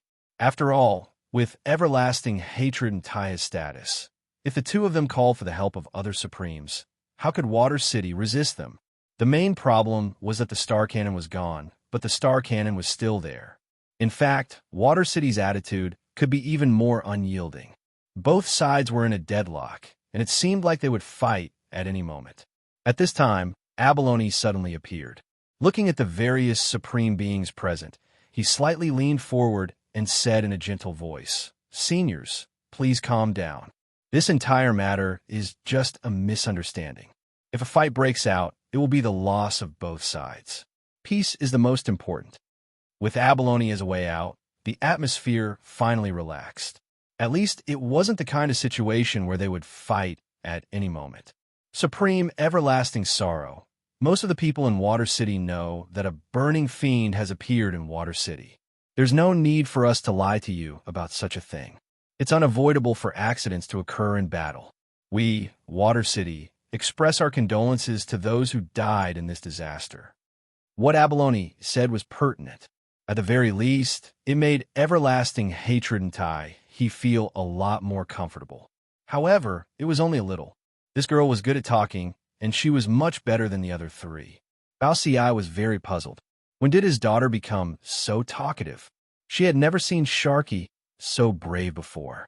She belonged to the pretty girl from a humble family type. Of course, Abalone was not that kind of person. He was taught by Chi Shu Wen. In Chi Shu Wen's heart, his position in the Bao family was still too low. If he did something, it would be helpful in the future. Moreover, now is not the time to start a war. Chi Shu Wen also knew about the Star Cannon. The current Water City wasn't a match for the Bao clan. Once it fell, his reputation as the Bao clan's son-in-law would be gone. Now, he didn't get any benefits except for a woman. After hearing this, Eternal Hatred said in a deep voice, "Mourn? How can we mourn with so many wrong souls? All the people in the coastal areas have been devoured, and all they do is mourn?" Abalone's function had been completed, so he didn't participate in it. Kong Feiqing, of course, heard it. He said in a low voice, "Everlasting hatred. Although this natural disaster was an accident, it was caused by our Water City. Therefore, we will not shirk our responsibility. We can discuss the reconstruction work." Pai Yongjun and Bao Ci seemed to have come to their senses. It was true that they couldn't fight now. It was very disadvantageous for them. Everlasting Hatred and Taihe also knew the pros and cons. Since the other party had given them face, it would be easy to negotiate. After all, they had come today to ask for an explanation. Everlasting Hatred stood up and said, "All right, let's discuss this matter properly." Kong Feiqing nodded and sent Everlasting Hatred and Taihe out. Today's matter was considered settled. As for the following discussion, they would make plans later. After Everlasting Hatred and Taihe emerged from the sea, they brought their people back. They were very satisfied with this result. At least Water City had bowed its head. Next, they would discuss the matter of compensation. In the meeting hall, Bao Ci shouted, "Sharky, come out." Bao Yu walked in from the door and greeted respectfully, "Father, what happened just now?" Bao Ci asked in a low voice. Abalone pursed her lips as if she didn't want to say it. "Speak, Lord Father. It was my husband who taught me to say it." Abalone couldn't help but say it. Just now, her husband had clearly told her not to say it was taught by her. Her husband was a low-profile person, doing good deeds without leaving his name. Having such a husband was also a blessing. "Chi Shu Wen taught you?" "Yes." "Let him in," Bao Ci said in a low voice. Chi Shu Wen's figure slowly walked in and respectfully said, "Greetings, Lord Father and Patriarchs." Bao Ci looked at his son-in-law. If it wasn't for his daughter liking him, how could she have married such a person? "You told Sharky to say that?" Bao Ci coldly asked. "Yes, Lord Father." "How dare you?" Bao Ci angrily shouted and slammed the table.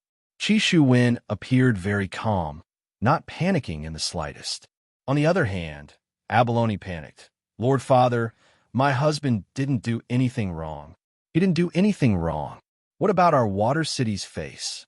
Isn't this showing weakness in front of those two fellows?"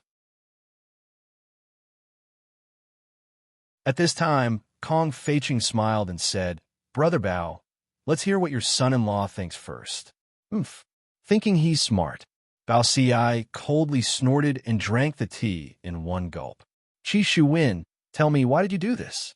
Kong Feiqing indifferently asked. Abalone gave him an encouraging look. Chi Shu Wen looked at the three supreme beings and said, "Because the current Water City doesn't have the strength to start a war." Bang! Bao Ci directly smashed the table. "Impudent! How can you know the strength of our Water City?" Kong Feiqing and Pai Yongjun's expressions weren't good either. This was destroying their own prestige and boosting their opponent's morale. Abalone was also frightened. How could her husband say that? No matter what, he couldn't say that Water City wasn't good. Chi Shu Wen continued, "If the Star Cannons were still here, I wouldn't have said that. Our Water City is afraid of the number of supreme beings they have, and they're also afraid of our Star Cannons. If we were to start a war, Water City would become history or even a tourist attraction. And today, they came here mainly to test us. The situation just now was very dangerous, and I had no choice but to let Sharky come out and give us a way out. Lord Father, Patriarchs, we don't have the Star Cannons now. This is a fact. Following Qi Shu Wen's words, the three supreme beings' expressions weren't good. Although this was a fact, it still made them unhappy.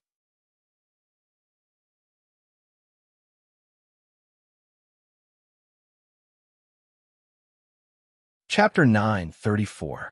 Furthermore, for the matter of causing the tsunami, Watertown is naturally responsible for it.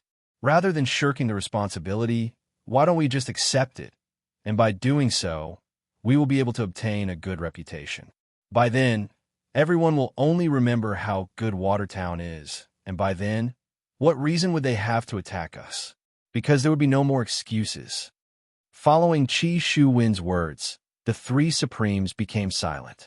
Compared to the time when we had the star cannon, we indeed have to hide from it.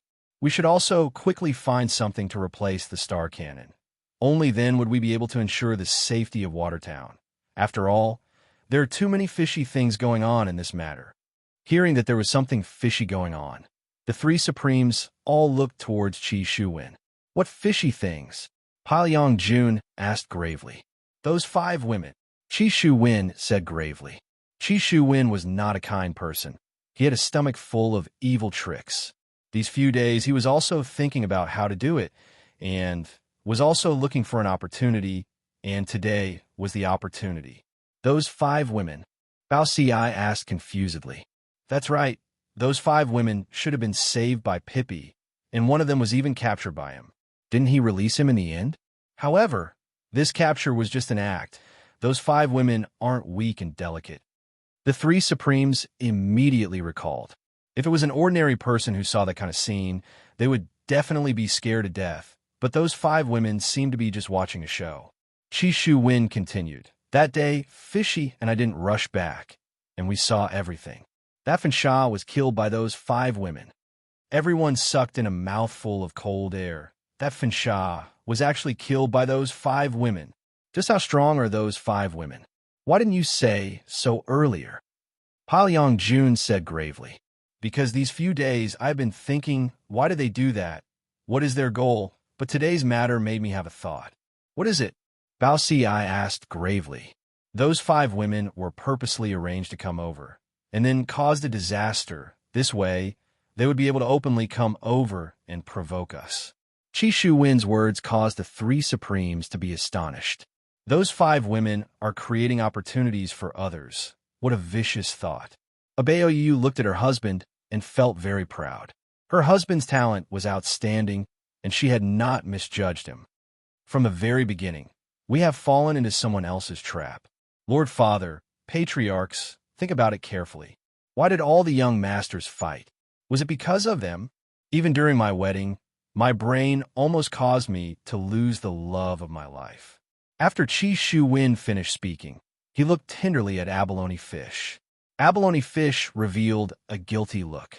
She had been fooled and almost scolded her husband away.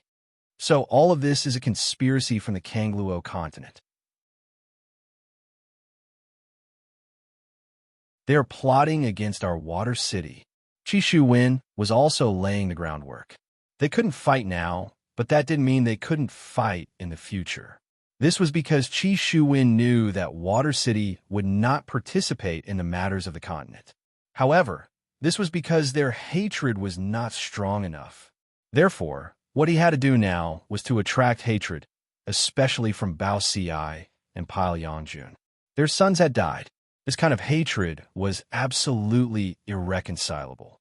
Moreover, now that they knew that this was a conspiracy from the continent, they became even more furious.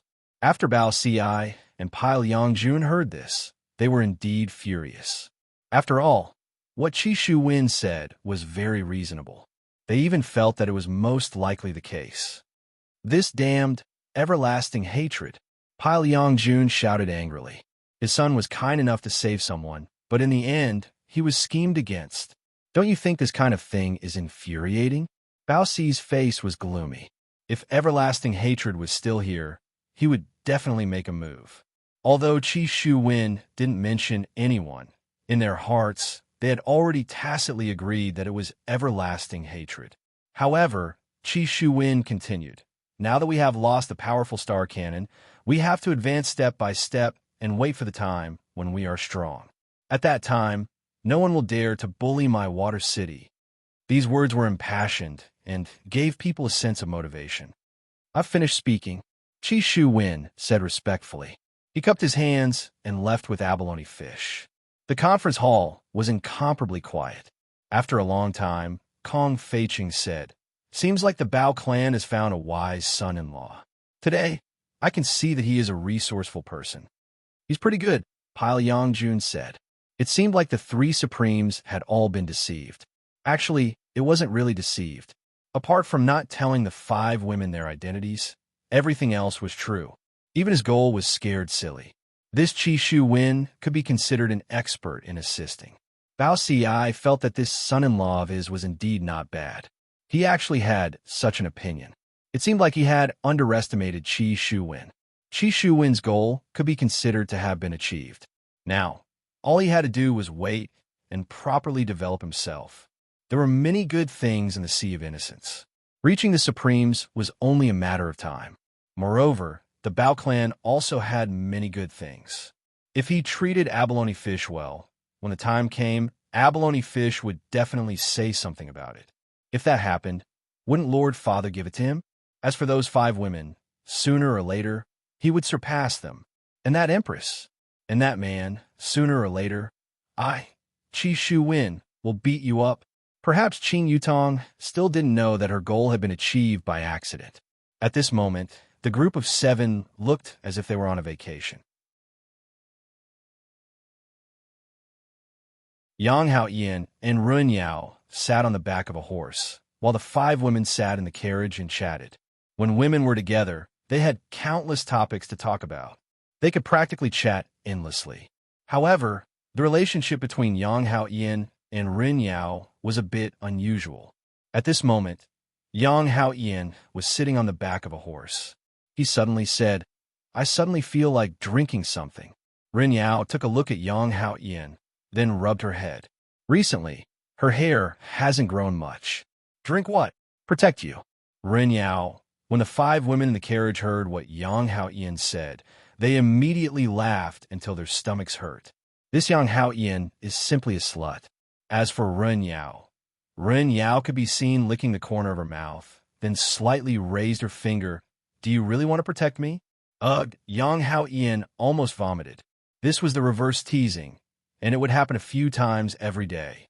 In any case, these 2 sluts were together, and they were happy and joyful the entire journey. "Are we not there yet?" Qing Yutong asked. Yang Haoyan looked at the sky. "Big sis, we should be there by tomorrow. Why don't we use teleportation?